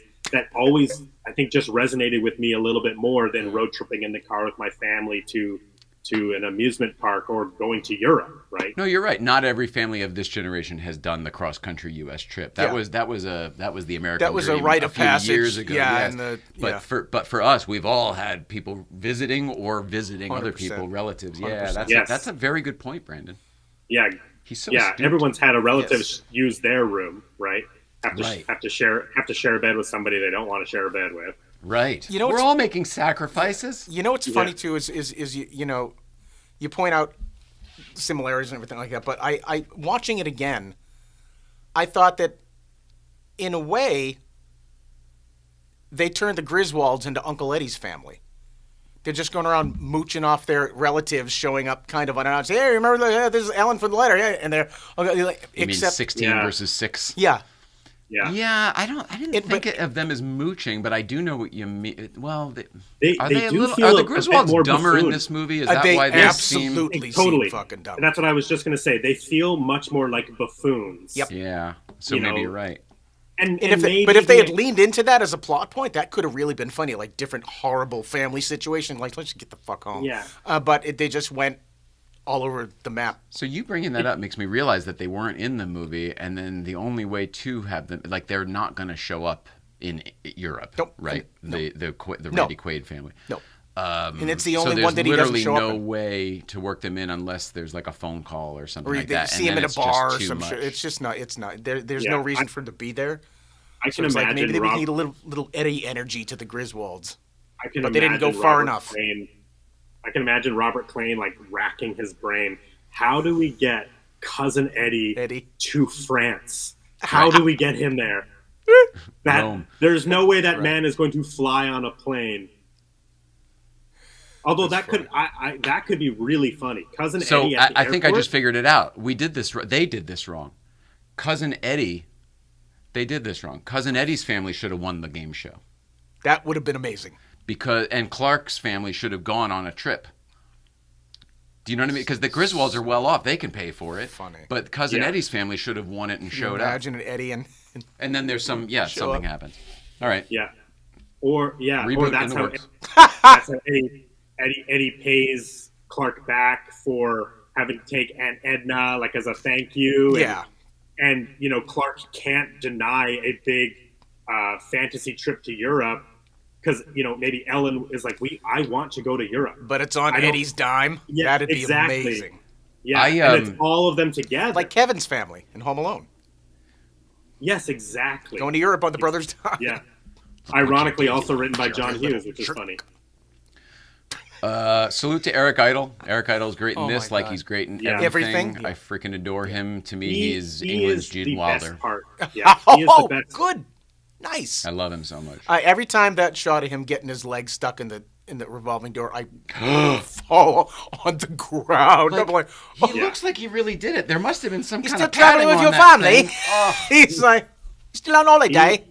His knees are ripped up. He's got blood coming down. Oh, doesn't he point that way and like blood shoots out of his fucking artery across? Yeah, the great eye level shot of Beverly going. Yeah. There's some funny gems in it, and most of them are Eric Idle. Well, before we get, we should talk about Beverly D'Angelo, but let's talk about Eric Idle in that sequence, only because I think the London stuff is the best stuff in the movie, and most specifically, my favorite bit in the entire movie is the polite motorists. 100%. The two accidents he gets in, and both the motorists are like, "Oh, no bother," and then the second one, his bumper is fallen off, and he gives it to the family to take home as a memento, a memory for your trip. This is a long time. This is a long time Monty Python bit as well, where John Cleese, you brought up earlier, has been on Letterman and talking about how polite the English are and how it's ridiculous. It's just too much, and how if they want you, like if you're going to pass a piece of toast, they start with, "Sorry." Yeah. So I always thought, he's just doing more. To me, it was like, bringing some Monty Python into this, which is why I think it was good. Yeah. Yeah. That's why we like it. Both of those British men are very funny. And then it ends with Eric Idle getting totally decimated over the front of that car, and then he's also polite, and then he's giving them directions as to where their hotel is, and that's when he points and the blood squirts out of his wrist, and he says, we should get you to a hospital. And he does just like Monty Python. Oh, it's merely a flesh wound. It's only a flesh wound. I mean, and what I think is cool is, like, Eric Idle is the king of comedy, because all three of their theatrical movies have come out before being in European Vacation, right? Holy Grail, Meaning of Life, and Life of Brian have all come out, and now he's in this European 80s, Vacation. Yeah, I mean, it's no wonder why he gets separate billing, right? Quick sidebar. Do you know they used the Life of Brian set? Franco Zeffirelli gifted it to him. It was the set they used for Jesus of Nazareth when they did that, and they just left it up, and they used it for Life of Brian. Oh, wow. Isn't that amazing? I haven't heard that before. That's so cool. Yeah. Jason, in this movie? Yeah. No. We're talking about Life of Brian. No, you are. Him. Thank you for understanding. It's the wrong year. Yeah. When we do 1979, we'll talk about. You can come on and you can tell that story. I'm still confused. Who built the set and left it up? We for were Life talking of Brian? about Eric Idle, and they're talking about when he said Life of Brian. You know, he gets crucified at the end. So the film, Franco Jesus Zeffirelli of was the Nazareth. director of. I'm gonna stop. You know what? I'll get the information another time. Yeah, that's fine. Well, you can go back and rewatch this episode, Jay. I guarantee you it's not there. That's why I'm looking for it. But you seem to understand. Yeah, I think I just don't know the source material. I know Life of Brian. What left it up for Life of Brian? The huge miniseries that they did in the '79 called Jesus of Nazareth. It was originally built for that. Okay, you said it. I got it. You're right. It was there the whole time, but and I just didn't said, understand. "Take it, use it." I'll watch that and find out. Yeah. Have a crack at the story, mate. See if you can do better. Sorry. Yeah. Who's playing your Jesus? Slow guy at the desk. It is what it is. Nah, fast brain at the poor. Well, let's talk about Beverly D'Angelo, because she is the other staple of this franchise, and you need somebody as strong and as cool as Beverly D'Angelo to be Clark 100%. Griswold's wife. 100% agree. She grounds everything. Totally. And she's the voice of us. She's the one. She's the one who's saying, like, Clark, are you sure this is a good idea? My husband's an idiot. Yeah, exactly. I mean, she does have. I've always loved Vegas Vacation. We haven't really talked about Vegas Vacation yet. We will, but it's on here. Her storyline in Vegas Vacation is one of my absolute favorites. Being wooed by, is it Wayne Newton? Wayne Newton. Yeah. So I forgot about So I guess I'll just bring it up now that this one felt the most like Vegas Vacation to me, which is not a fantastic movie, but like there's the showgirl stuff. They go to the the review, right, the cabaret and shit. Oh yeah, and there's Ellen getting wooed by the other guy. There was just a lot of stuff that reminded me of Vegas Vacation. They recycled it for Vegas Vacation, maybe. I don't know. That dancing girl show bit in this movie is very funny, and it's not like. It's a joke that I don't think is done very well, but it is a funny joke of Clark kind of like doubling down on like the historical aspect of these topless dancing girls, and they start more traditional, and then the second time they come in, they're like wearing like aerobics gear. Oh yeah, yes. Like it's very much of its time, 85. So I think that that's but it's like a joke. Japanese businessman's play. It's like the red light district in Tijuana or that's something. That's true. That also is that's a funny visual. Is that they're like the only couple sitting in amongst all of the smoking Japanese businessmen. Exactly. Yes, it's a funny visual. It is funny.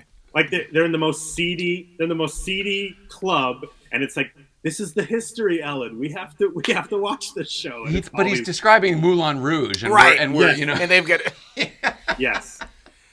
Oh my God. And they're at the Itchy Kitty and yeah, Itchy Kitty in Paris. But I mean, Beverly D'Angelo is fantastic in all four of the Vacation movies. Yeah. Yeah. Agreed. there is something. Is she in anything else? I know she's in other sure movies. She is. But I only think of her as Ellen Griswold. Yeah. I only think of her as Ellen Griswold too, but she's in Hair. Oh, she is the original movie. Yeah, that's yes. true. And she also was with Milos Forman. Oh, wow. Yes, the director of Hair. They were together at that time. What else do I have written down It's here? funny. I just had the Andy Kaufman movie on in the background today, and Milos did that one. Yeah, that's a beautiful piece of work. Man on the Moon, one of my absolute favorite movies of all time. So good. Same here. I don't know what it is about it. It really, really gets me. I think Have the you story's seen the great, but I think documentary? his filmmaking in that movie is really exceptional. It is. Have you seen the documentary Jim and Andy? Yes, of course. Oh my gosh, unreal. Yeah. So good. I want to talk to Jim. Jim. Yeah. I can't take this anymore. Again, not 1985. Sorry. No. But Andy Kaufman was relative. He was in around 85, right? Was he dead already? He might have been dead already. I don't know when. I don't remember when he died. I feel like it was like 84, 85. I'll look it up. Could have been. Yeah, that's good. That's good information to have. But I think the craziest thing about Beverly D'Angelo 84 is that May 6th, 84. Oh, that's so. Wow. He never got to see European Vacation. Holy shit! He never got to. Oh, Andy Kaufman never got to see killed him. European Vacation. This is comedy. Beverly D'Angelo famously was married to an Italian duke. Wow, she can pick them, huh? Fuck, this girl is legend. Yeah, Hollywood royalty and actual royalty. I couldn't find out how long she was married to the duke for, but she would like. What's a duke for? For marrying Beverly D'Angelo's. But she would like be in America, and then she would go over to Europe, and so at the time she was married to the Duke at the time, so it was great for her because she was working all across Europe, and she got to be home with her Duke husband. You know what? God bless every moment of her blessed life. She deserves it. Yeah. Bless you. And yeah, she does conventions now. She does appearances with Chevy Chase. She was not, unfortunately, at the convention that I was at, but I wanted to meet Beverly D'Angelo so bad. She There's seems also like such a very cool woman. visual with that couple. Like the casting is so cool. Personality-wise, they obviously align, and it's the yin and yang, which is so perfect. But also, there's this comic visual of this like 6'5" guy and this 5'1" lady. Like there's just a neat. Yeah. And I'll tell you what, in Beverly D'Angelo is the. She's probably 4'11", by the way. She's super short. Seriously, but she's the absolute perfect example of the comedian duo is only as good as your straight man. Exactly. Abbott and Costello, Well said. Laurel and like, and she sets him up to be a dipshit, and he dipshits over the wall every time. That's a very good point. Yep. Well, after the Pig and the Pope, one of the first jokes is Clark putting the lighter fluid in the barbecue, and then Ellen comes out and she puts more lighter fluid, and then it lights up, which I don't think is like it's executed well. And it's a similar bit as to when they're turning the Christmas lights on and off and going, which is when she flicks the switch. It's so funny because she figures it out. Yes, exactly. And then she married Al Pacino. She's a legend. She doesn't do anything small, does she? No. Jeez. No. She does it all big. I used to do commercials with this PA in New York, and we worked on news radio together too. Dan Butler, I think was his name, but he used to be Pacino's assistant. So he took me one day. We were doing runs, and we had to go over the other side of the GW Bridge to Jersey, and he took me to their house when they were together. Yeah. This would have been like 98, 99. Mm-hmm. That's amazing. Yeah. They weren't home. He wasn't home. Did you not? Beverly Angelo was there, but I didn't get to see her. But I could hear her, kind of. I could hear somebody. Very funny. But I went to their house. Any more thoughts on Beverly D'Angelo? No, she's lovely. Yep. You know what She's did wonderful. surprise me about this one? Because I just, again, coming up from Christmas Vacation, there was a lot of nudity. Oh, yeah. And I didn't know this one as well, so it surprised me. Yeah. Is there nudity in the first one? Yeah, she's in the shower. She is, right? Yeah. But it's real she is quick. nude. It's like brief Yeah, nudity, PG-13. Can I do your nudity, back? right? I've already done my back. Can I do your front? Go wash your own front. Yeah, okay. It's ironic is all of the other vacation movies are rated R. This is the only PG-13 one. Oh, that's but funny. This has got all the nudity. Yeah. Oh, that makes no sense. Those lax 80s standards. That makes no sense whatsoever. A lot of PG-13 shouldn't have been PG-13 during our time, but let's be honest. I mean, this one is famously like the horniest of the movies. Yeah.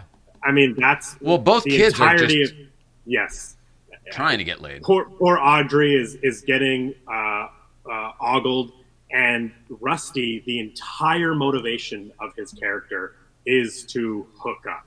That's the other thing. Well, and she's missing her boyfriend the whole time, and everything is a dick joke. The sausage and everything else. I miss Brad or whatever. Yeah. Yeah, so I mean, I agree. Like these are Johnny my Lawrence from Cobra Kai. I was going to ask you that. I wrote William Zabka. Oh, yeah, it was William absolutely Zabka. Zabka. Oh, a young Billy Zabka. Wow, I thought that was him. Was that right before Karate Kid?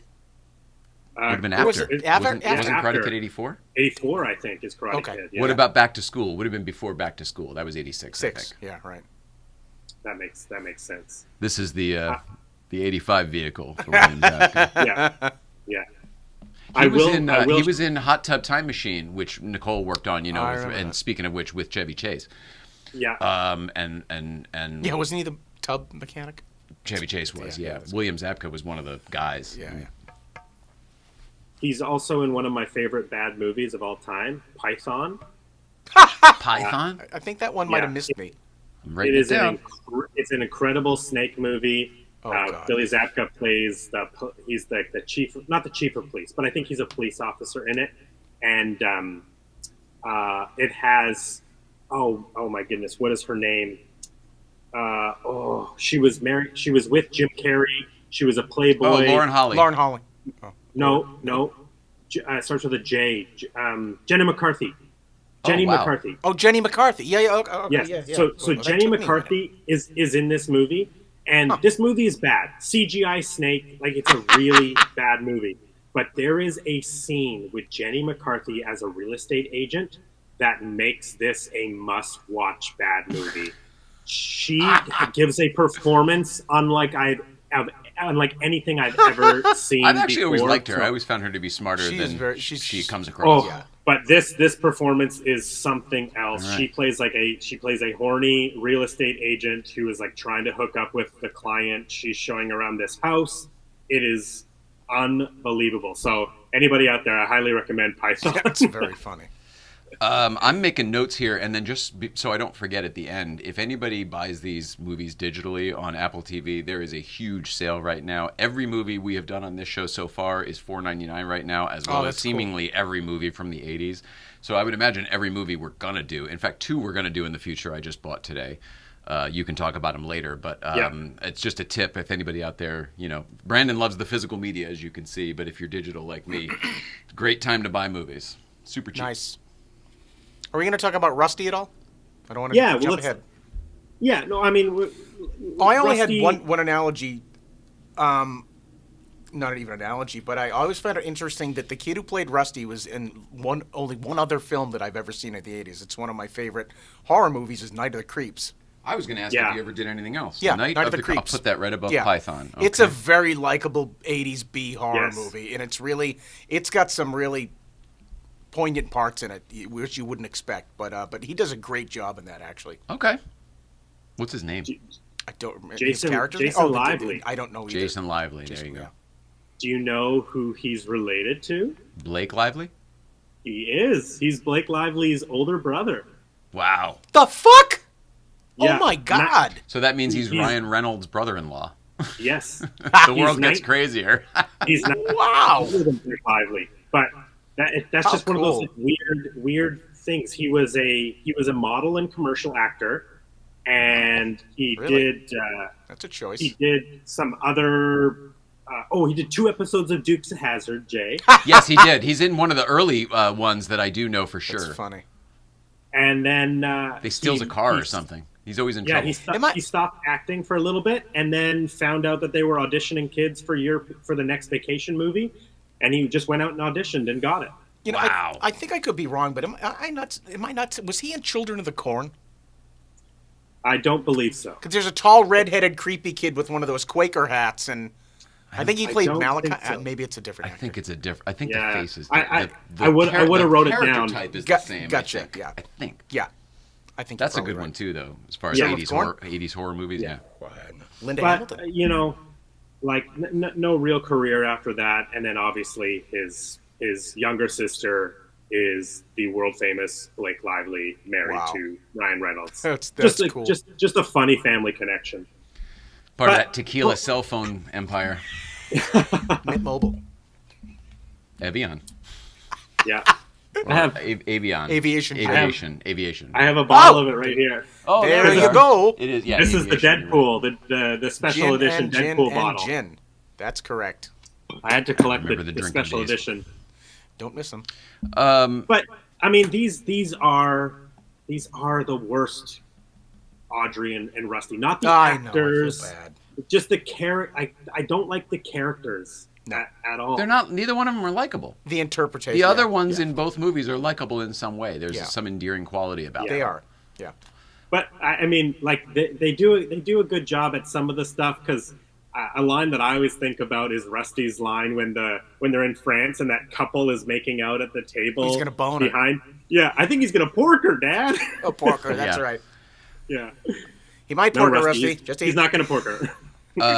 I've got other questions if anybody cares. Please.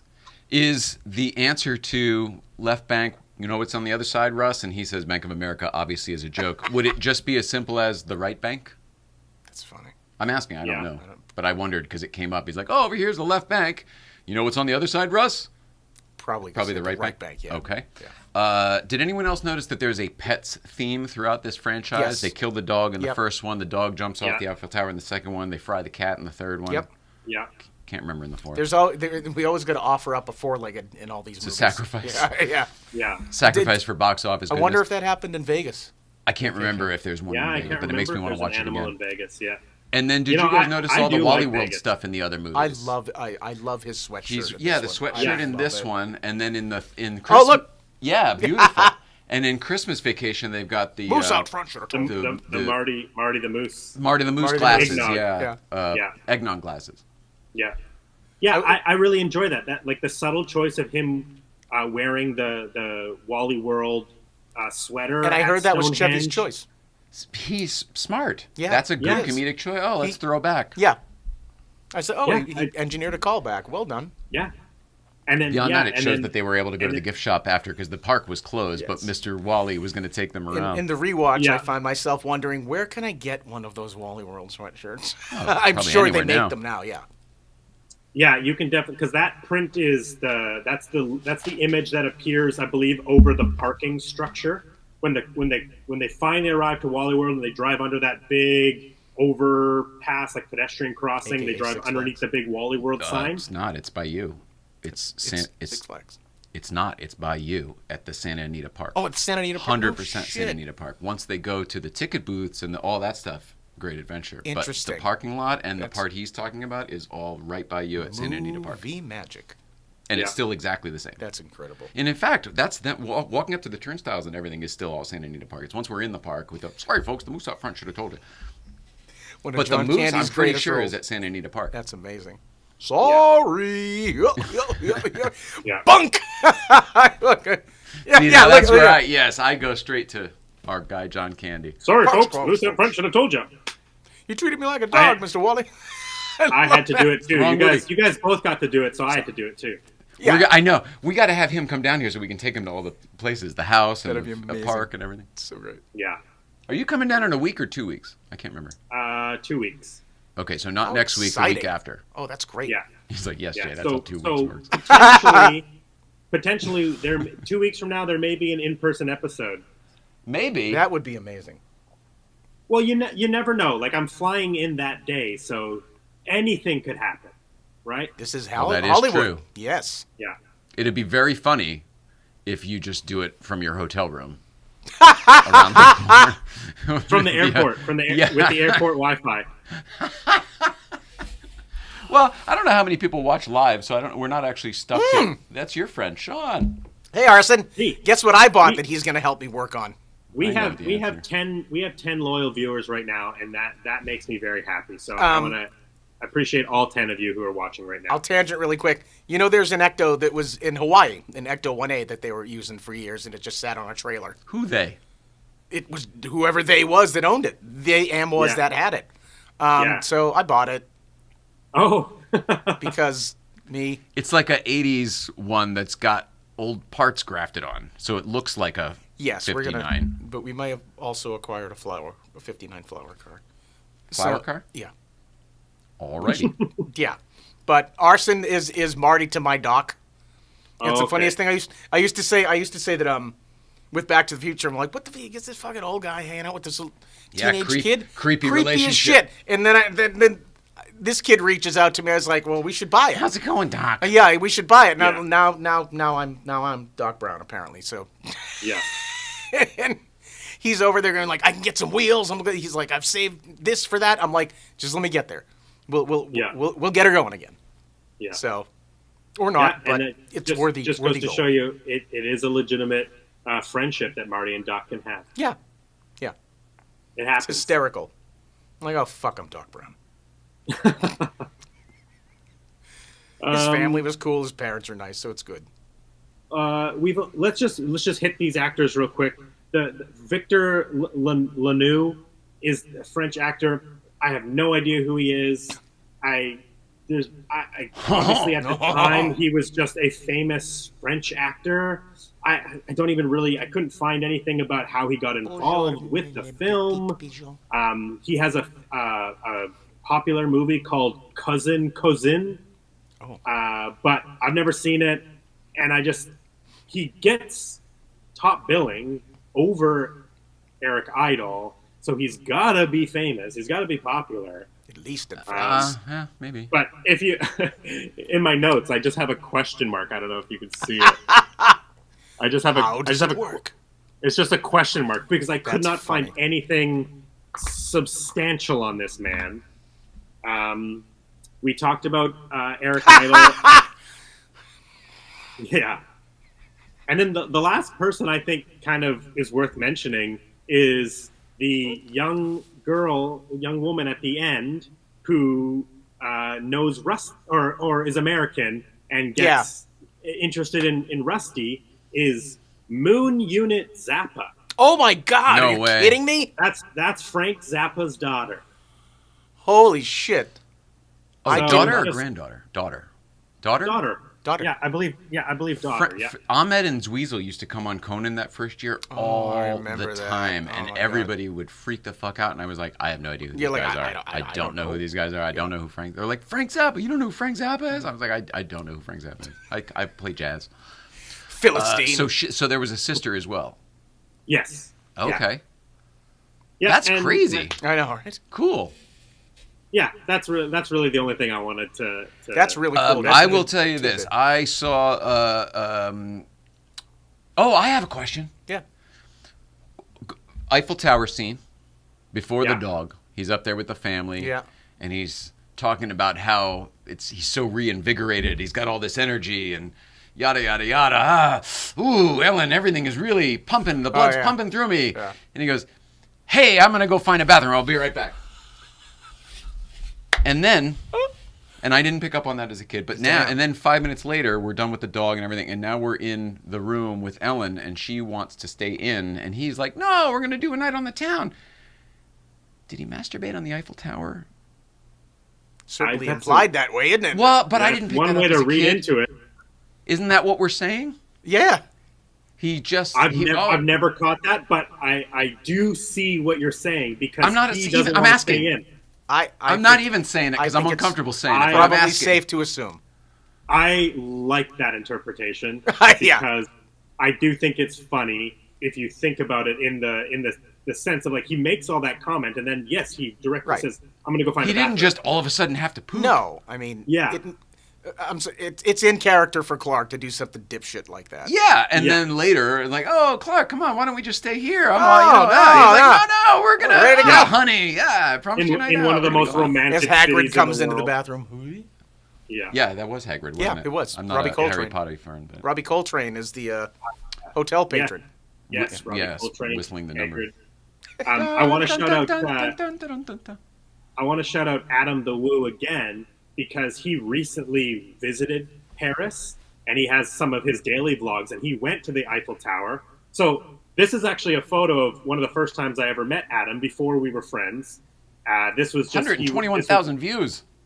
This is at MegaCon. He came by to take a photo, and I ended up being the thumbnail for the video, Awesome. which I love. Freaking awesome. So on the Daily Woo channel, Adam just recently went to Paris and he visited the Eiffel Tower. And one of the things that I absolutely love about Adam is he loves filming locations and he loves movies and film history. So everybody is on the Eiffel Tower enjoying the view. Adam is out there filming the view of Paris, and then out of nowhere he's like, and this is where European Vacation, and it's the shot. You can see the railing still matches, and it's where Clark is talking to Rusty. That's so funny. He found the spot. And I just love that. I love that there's people out there that are so into this stuff. I love that. This we is are before the dog jumps when he throws the beret, yes. right? Yeah. Yes. Awesome. You know, right after the masturbation scene. Yeah. That end. I often idly wonder how, after that movie came out, how many dipshit Americans went over there and frisbeed their berets off. Oh, like pizzas on the Breaking Bad house? Yeah. They have a big cage. Fucking Americans! Railing. Right. Empire State Building has that right. Too. Yeah. With like big because like, of all the stupid Americans. Probably like, I don't know, 3x3 or 4x4 grid cage all the way up and around, which you probably can't get a beret through. No. You have to like stuff it through and then throw it, and then like you're and then you're going very far. Just big enough to get your lens through to take a nice photo. That's about I'm it. Stuck. Stu the American. Wow. And then, I have another question too. Not a question, but the song montages in this movie are painful. Forced. When there's a couple of them. The one that I'm come to mind when they're doing the dress up in the Paris, boutique.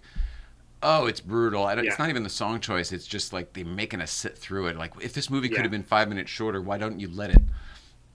Yeah, it's not a good sequence. The Paris fashion. I love the Louvre sequence though. That's okay. We got 15. When they kill Audrey on the steps, so we got 15 minutes to see 1,000 works of art. Yes, I love that line. That's so. I like that song, but I like the joke. The formulation of the joke of speeding up the footage. Yeah, no, I agree. I don't know the words of that song, as you can tell. But yeah, I love that one. You're right. Yeah. I like that you used that song in the promo today, too. Do we want to talk about Stonehenge or not?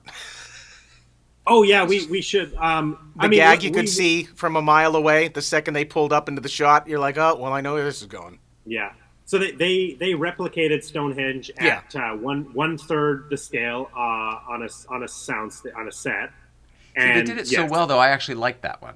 I actually liked it because of everything else. Look how well they did it. They actually follow it all the way to the end. It's they beautifully really executed.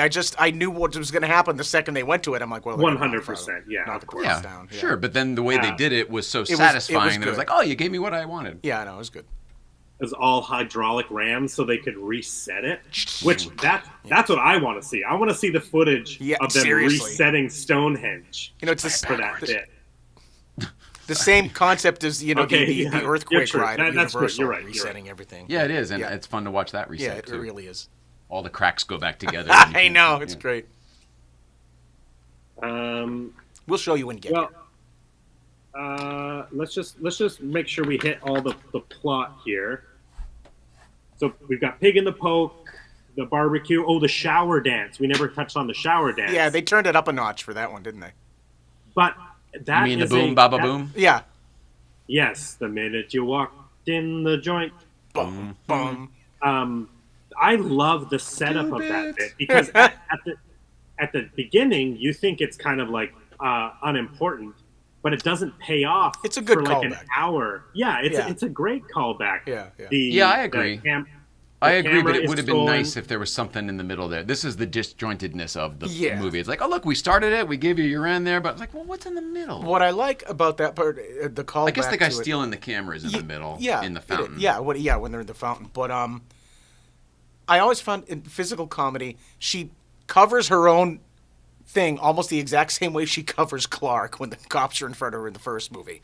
when they arrest them while When it's they almost break the in the same, house? yeah, the same Yeah. pose. She's got her hands on his And then junk. Yeah. No, that's Christmas Vacation. I was just gonna say, and then she you're does right. it again in Christmas Vacation, where she God, I has guess her they did the hand same on thing in all three on his movies. crotch, yes, and then shakes the That's hand. funny. Yeah. Yeah, that's very funny.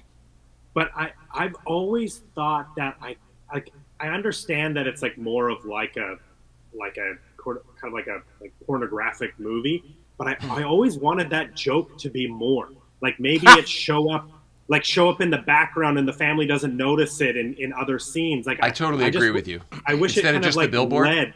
Well, Yes. you know, subtle Totally one agree would with be you. them reading a map in the foreground and everyone pouring into a movie theater with the posters in the background. Yes. They don't even see it. You know what I mean? It's Yeah, like the premiere. They Yeah. walk Yeah, past the premiere.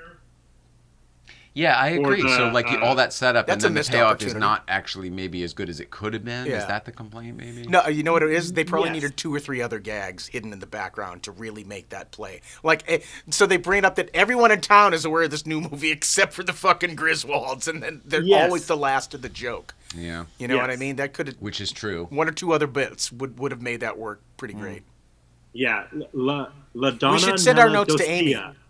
Yeah, go say of the film that You know she what, I'll hated just send her a making the link. most. Do that. I'll just Instagram her a Yeah, link. that's fine. Yeah. Yeah, I mean, just while we're talking about it again, I did pull this quote. She says this was from IndieWire, an interview she did about a retrospective she was doing, and the one film that was not in her retrospective was European Vacation. And they asked her about it, and she said, I feel like you're not supposed to badmouth your own stuff because you're the director. You should take blame for everything, you know? So I take blame for Chevy Chase and everything else. Oh! Well, here's the thing. I can't say Chevy Chase is Shit. in any way the weak part of this movie. He's not. He's Clark. I know. I'm talking to Amy Heckling now.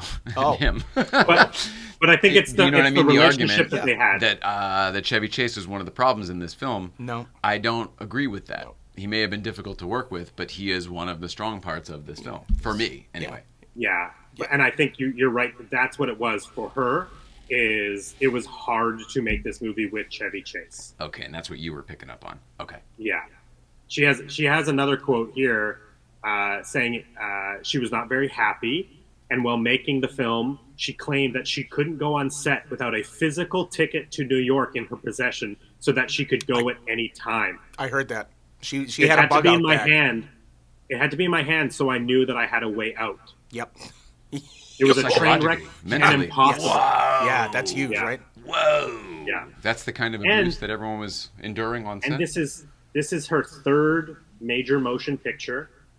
I didn't look up the budgets for Fast Times at Ridgemont High or Johnny Dangerously, but I have to imagine that this probably is a bigger budget and has more pressure on it.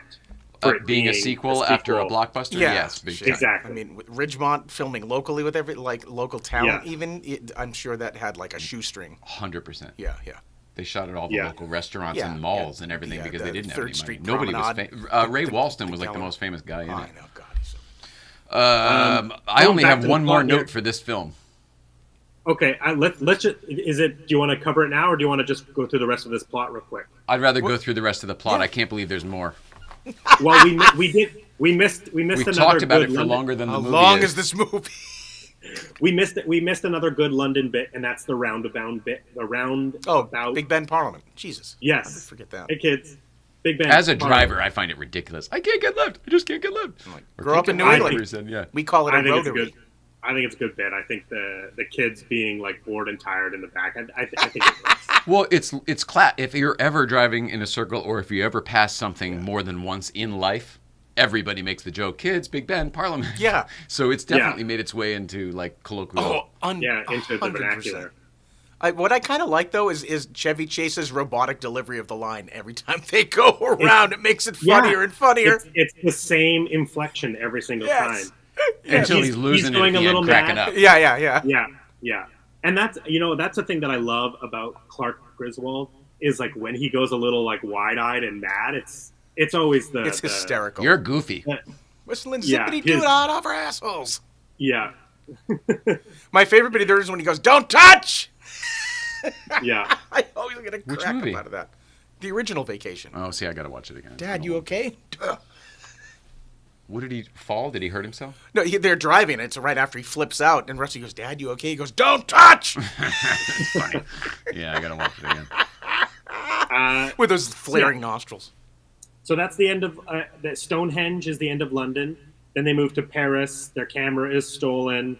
At the fountain, there's that scene with the French waiter, which is like a bit, they don't understand English. It's not the best. Go fuck yourself. Honestly, I don't mind it because it felt very real. Yes, it did. I was like, oh yeah, there's some American tourists. There's in France. That's exactly how you would be. No wonder they hit it. Yes, exactly. That could have been filmed yesterday. Maybe it just kind of feels like it's just like it's the cliche on the nose. I don't know. Like, hacky is a good way to put it. I mean, maybe. I'm just comparing it to the rest of the movie, and it seemed fine. But you're right. In something else, it probably would have bothered me. They go to the Eiffel Tower. Your wife has big, beautiful breasts. Your daughter has a nice, tight ass. You don't understand anything. He's like, you're a big idiot. I'm going to bring you some dishwater. You won't know the difference. You won't know the difference. Yeah. It's so great. See that? You learn to speak the language, they respect you. Yeah, exactly. They just want to see you trying. Okay, you're winning me over. It is funny.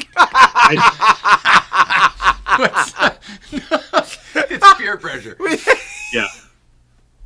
I get it now. I get it. You guys did that to me last week. I wrote 3 I wrote 3 stars on my thing for our last week movie, but when we did it live, it ended up being 4 stars. Oh, that's funny.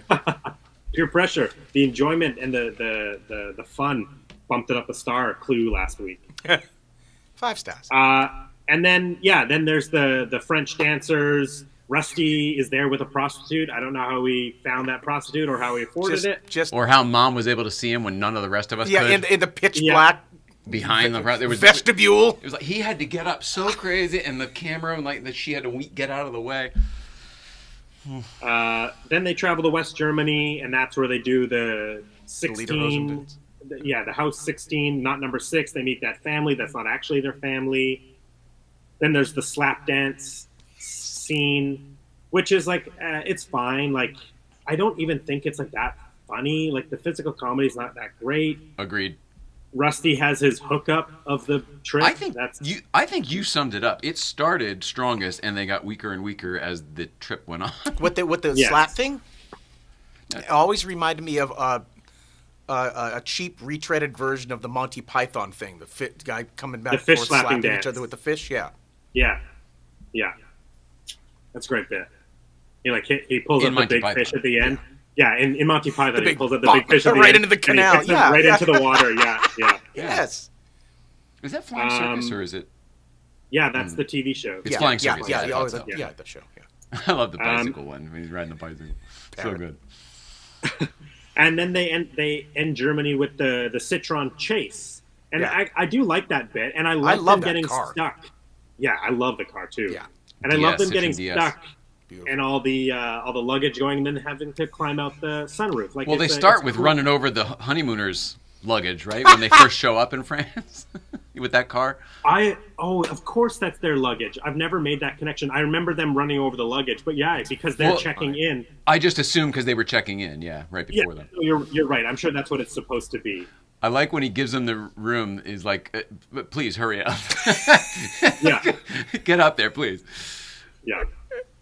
And then we get to Rome, and like we said, this is where the plot sets in, and we are what, an hour and like 15 minutes into this movie. Meanwhile, in another movie, it picked up, and I go, holy shit, how much more movie of this is there? And I looked, and I go, oh, it's over in 10 minutes. This is weird. Okay. Where are we going with this? Yeah, exactly. It was so weird. I'm glad we're on the same page.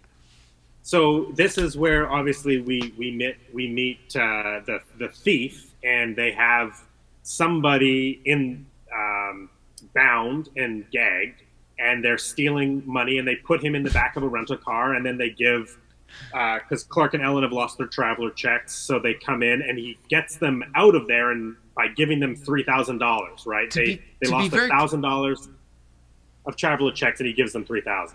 Yeah, and to be very clear, these are for your inconvenience. Early, mid, second act plot points. This is not late third act stuff. No. Or shouldn't be, I should say, but it is in this case.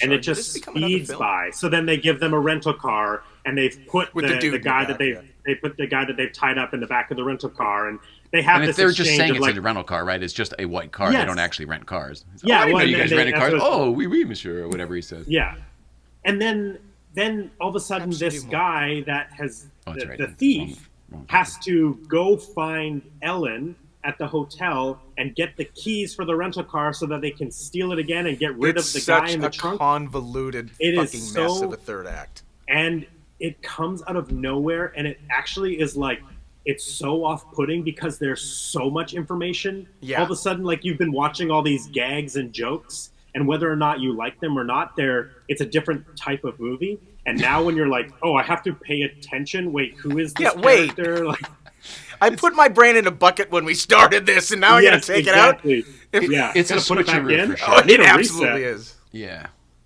Here's the MacGuffin. What? Right. Yes. Now? Yeah, and then it ends up with a big chase through Rome.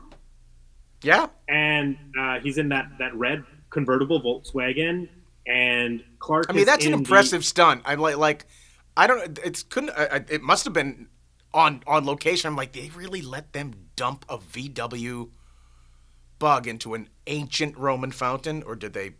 Oh, do you want to know one of the most exciting things about this press kit? Where is it here? There is like articles on all of the actors, but there is one article in here titled "What Rome Needs is Another Fountain: A New Film Delivered." Oh! They built that fountain in Rome out of a 60,000-liter steel tank. Holy Christ! And then just to jump that car into it. And then obviously gussied it all up to make it look like an ancient Rome fountain. They built the ramp into it. Yes, it's a fully made special effect. And on top of that, they did one take. Oh, whoa! So if you watch it really closely, the stunt performer who's playing the Eric Idle character, he's sitting on the ledge because Eric Idle ends up the bike guy who's been literally bumping into the Griswolds throughout the film. He's sitting on the edge of the fountain, and he's supposed to fall in the fountain when the VW lands in the water. And if you watch it closely, he takes an extra second. The car goes in, and then he sits there, and then he reacts and falls in. It's like just the timing is like the tiniest bit off, but it makes sense that I learned that they did one take of that car going into the fountain. I would love to see how much that set and stunt cost adjusted for today's numbers. I bet it's ridiculous. It took them two weeks to build it. Holy shit. And fill it. Yeah. Can you imagine you're the set dressers workers on that? You're like, oh, I got to go to Rome and build a fountain. That's not a bad gig. Doesn't sound that weird to me. No, sounds great. All right, it's been 2 hours. Are we done talking about this shitty movie? You know what? After this, I think I kind of like it better. I think so. I mean, just some real quick facts. The 1983 Vacation had a $15 million budget, and it made $61 million in its release. It was in theaters it was number one in theaters for 3 weeks. To compare it to European Vacation, it was a $17 million budget, only made $49 million, which is not a failure.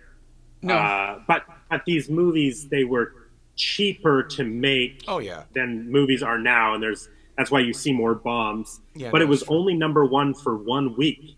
But what's interesting about that number one? People saw it. Yeah. Oh.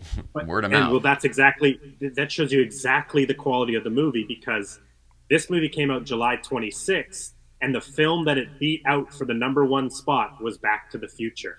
Holy shit. But then the next week, Back to the Future is back up to number one. Yeah. Because some people saw both. Yeah, absolutely. That's for sure. Yeah. But it was clearly just people going, oh, great, there's a new National Lampoon's Vacation movie out. Oh, yeah, let's go see it. Everybody went to go see it, went, this sucks. and then nobody went and saw it again. Yep, direct to HBO after that. So the first vacation, the first vacation was in theaters for 13 weeks. This film was only in theaters for 9 weeks. Wow. Yeah, that's it. We covered it. In the film, when they get to the plane and they're flying home, and the Empire State Building, or whatever, the Statue of Liberty, and I'm thinking, okay, this is okay. We're wrapping it up. Okay, fine. And then they do what they do, and I wrote here, about that weak finish. Oh yeah, the worst. It's the worst. The worst. Any goodwill anyone had for this movie at all went out the fucking window. Exactly. With that bullshit. You can have the shittiest movie ever, but you end with a good song or a good scene or whatever, and people will leave the theater going, all right, I felt good. Like, I wasn't sure, but then at the end, it really came together. This is the opposite. I'm not sure, and then now I'm sure. You know what that ending felt like to me? It was, fuck you. Yeah. We all hate this movie. I'm like, wow. I couldn't tell if it was an homage to, like, do you remember Abbott and Costello Go to the Moon? Yeah. Where, like, the Statue of Liberty, like, ducks out of their way when they're in the rocket. You know, that's cartoony, too. Maybe it's that. Precedent set for that type of ending or that type of weird fucking gag. I agree. You know what I mean? Doing it to the music we like. Yeah, and I'm Holiday like, Road, it was crap. Yeah. Crap. Yeah. Do we want to do stars? Yes. 1 to 5 stars on this. Brandon, where are you? I am a solid 3 stars, and I think that is bottom tier vacation for me because I don't think it deserves under 3 stars because Chevy Chase and Beverly D'Angelo, like, they're so good. There are core elements. Yes, and that like the jokes in the London bit are jokes that I legitimately think of and live with me. So I'm a solid 3 stars. I just can't see myself going underneath that. I understand and respect that opinion wholly. I disagree with it because of everything you just said. Using those same reasonings, I go, ooh, this could have and should have been so much better, but it wasn't. So I'm going to have to say 2 stars. That's fair. Damn. But meanwhile, like, if we were doing a Christmas Vacation or even a first one, it'd probably be 4. Oh, God, yeah. And it would only not be 4 because there are 5 because there's Back to the Future and Goonies out there that'll be 5. You know what I mean? There's other movies that I think are perfect that deserve 5 stars, and it would be unfair to give other movies the same rating. Yeah. And that's why I think you're in the pocket with 3, but I can't even give it 3 because 3's right down the middle, and this movie is not. I that's totally fair. The 3 stars is just like I just can't see going under that only because like Chevy Chase is funny. Like I agree with you, and I mean, we said it. I don't agree with Amy Heckerling that he was a whatever. It doesn't matter. That he was one of the weak points of it, but I wasn't there on set working with him. Yeah. How about you, buddy? If you were to give this 1 of 5 stars, and why? I'm not. I'm going to give it 3, and I'll tell you why. Mm-hmm. Because I'm sure everybody still brought their A game to the table. It seemed like an especially difficult set. You probably got executives being needs to be funnier, more vacation-ier. And, and when I had the oversight committee is tough to please. When I had the privilege of working at Disney, and we were able to spend a lot of time in rooms with Lasseter, who was a great film commentator. And we were all bitching about some movie or something. How could they let it get that bad? And there was a long pause. And Lasseter was kind of thoughtfully wrapping his fingers on the table. He goes, nobody sets out to make a bad movie. And I feel that deeply for this poor film. It was plagued, so I can't hate it enough down into 2, but I think everyone came there with an earnest wanting to do it, so I got to give it 3. I understand your point, but Hollywood is not everybody gets to play club. No, that's fair. There's a lot of money involved. There's people involved. It's not just what the monies make, what the money the movies make. For me, it's the people who are spending money on the movie, and they're told, oh, it's going to be this, and then it's not this, and they spent their money on it, and they took their families to it, and that all of a sudden to me makes a big difference in what you're delivering. I don't care whose fault it is. It's not That's you know what I mean? Absolutely valid point. You and Brandon made excellent points about why it deserves more stars. I totally agree with you. But at the end of the day, it didn't work. And it didn't land. And it's take not responsibility. Good. Yeah. Fair. Well, that I love that. I totally agree with you. This leads me to one of my favorite segments we're doing on the show. There is the app Letterboxd. Have you heard of Letterboxd, Sean? I have not, but I love the name. So it is a film app that's very social media light. It is just for people to rate and log the movies that they watch. Oh, interesting. But on this app, people write reviews for movies, and I love reading them. They are some of my favorite. It's like mean tweets. I love it. It's pretty good. Some people are so funny and smug. So here is some of the reviews that I pulled from Letterboxd for National Lampoon's European Vacation. Walwart Witt says, the okayest okay film ever made. 3 stars. I mean, it's funny. I just wish I could agree. It's not really all that okay, but okay. This is an account called Pube or Poob. I can't remember. It's hard. Poobay. Nobody has ever convinced me that this is not exactly what Europe is like. I also learned that Clark's middle name was Wilhelm, which we saw on the passport. 3 stars. Oh, how about that? Wilhelm? That's funny. Wilhelm, yeah, Clark W. Griswold. Although the naming in this movie, I don't know, lacks credibility. Yeah, can't even spell. This is Jared, says, this movie features a chase through Rome in a tiny car. Mission Impossible Dead Reckoning basically stole the moves from this movie's whole flow. 2.5 stars. And this final one is really more for the people in British Columbia, where I'm from. This is from Jeremy. It says, even in a motel in Prince George, this wasn't funny. 1 star. and just meaning out in the middle of nowhere, right? Yeah. Yes. For context for you guys, Prince George is a smallish town about 9 hours up into the interior of BC, and a lot of people go up there to work.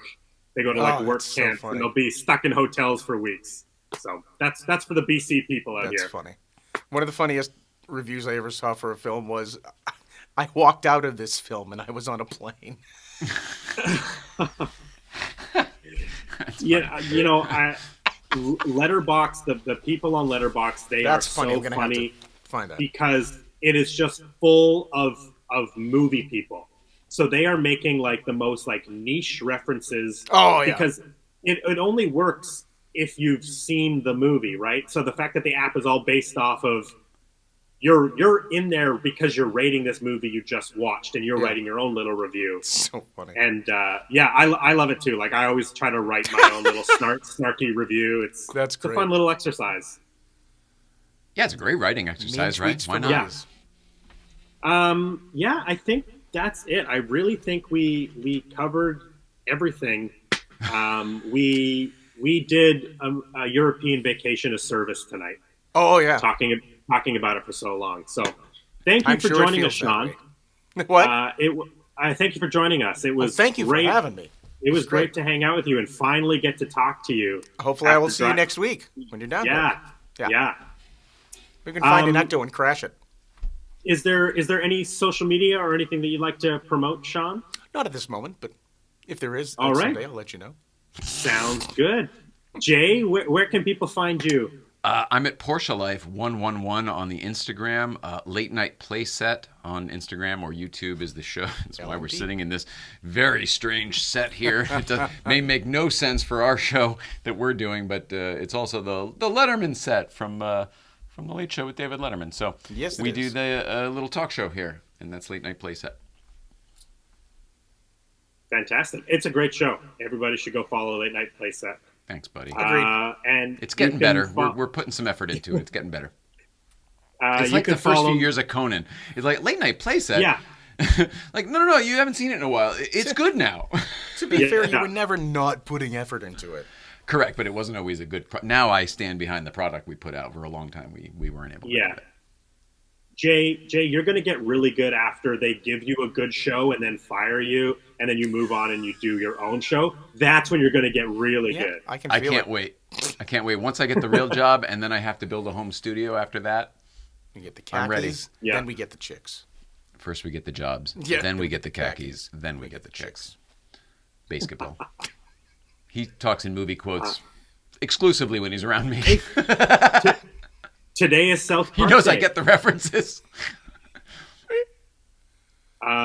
Yeah, you can. I'm Brandon. You can follow me at BC DeLorean across all social media, and make sure you follow the Blockbuster Year YouTube page, the Instagram account. We have a Facebook page as well. We're here Wednesday nights at 6 o'clock talking about the movies of 1985. That's so And cool. next week, we are going to be talking about a film I've never seen. We're going to be doing Enemy Mine. That's a good one. I bought it for $4.99 today on Apple TV. And Louis Gossett Jr.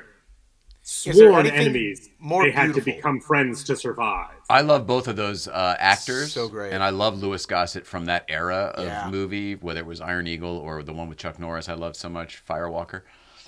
I'm excited. I had never heard of it until you brought it up today, so I'm excited. I like this is the part of the show I'm going to look forward to, like expanding my horizons and consciousness. I can't even tell you how much nostalgia that brings me, because most of these VHS covers are burned into my brain because I worked at Suncoast Motion Picture Company for like 5 years, and That's I was the always red neon filing burning that. your Yeah, I brain. was always filing that shit away, and that's what those bring back. I love those old VHS tapes so much. Yeah. Yeah. I'm looking forward to it because when I was pulling the VHS tape today, I noticed at the very, very bottom, it says special effects by ILM, which is Industrial Light and Magic. Those George young Lucas. upstarts. Yes. Yeah, So they would that's have. They would 85, have. It would have been very new, huh? Well, no, not new because they started with Star Wars in Star Wars, 77, I guess. yeah, Yeah. Okay, so. yeah. But they would have just wrapped up Return of the Jedi in Jedi. '83. I was thinking Boss Films, which was 84, which was new. Yeah, okay, right, got it. right. Okay, got it. Slow guy So, at yeah, the desk, fully caught up. Wait, so Jay, you said you've never seen this movie either? I've never heard of it till today. Oh, So sweet. correct. So we are doing our first blind watch on a Neither one of us Blockbuster have year seen with it. That's Enemy amazing. Mine. So this is the part of the show I was actually really looking forward to. Like, part of it was talking about our favorite movies, which we haven't even really gotten to yet. Well, a little bit last week, but like once we get to Pee-wee and Big Adventure and Back to the Future and all that Back to the stuff. Future, Goonies. I was, and I'm like, oh my gosh, that's going to be great. But then also, we both were excited about expanding our horizons. Yeah, totally. Seeing films we'd never seen Totally. before. Yeah. There's lots that have slipped through the cracks. Yeah. And by the way, very impressive special and physical effects. Can't Like wait. there's not a wasted frame. It's really Yeah. just This beautiful. movie? Enemy Mine. Well, don't ruin it. It's beautiful. Don't ruin it. I didn't Well, know it was I good think- looking. It has lights in it. Now, if it's not good looking enough, I'm going to be mad at you. This is what I text Jay today. I said, let's do Enemy Mine. I've never seen it, but it's sci-fi and has prosthetic makeup. Those are the two. I was like, that's all I need. The two things. I thought you were going to sci-fi say and Witness. I thought for sure you were going to choose Witness. Witness. You know, so just as for full disclosure, Jay and I were talking about what film to do next, and the choices were Enemy Mine, Witness, Perfect, the Jamie Lee Curtis, John Travolta, and John Yes. Travolta. Oh my god. Or $4.99 this Silverado. month. And what? Yeah. Or What was the Silverado. last one? Oh.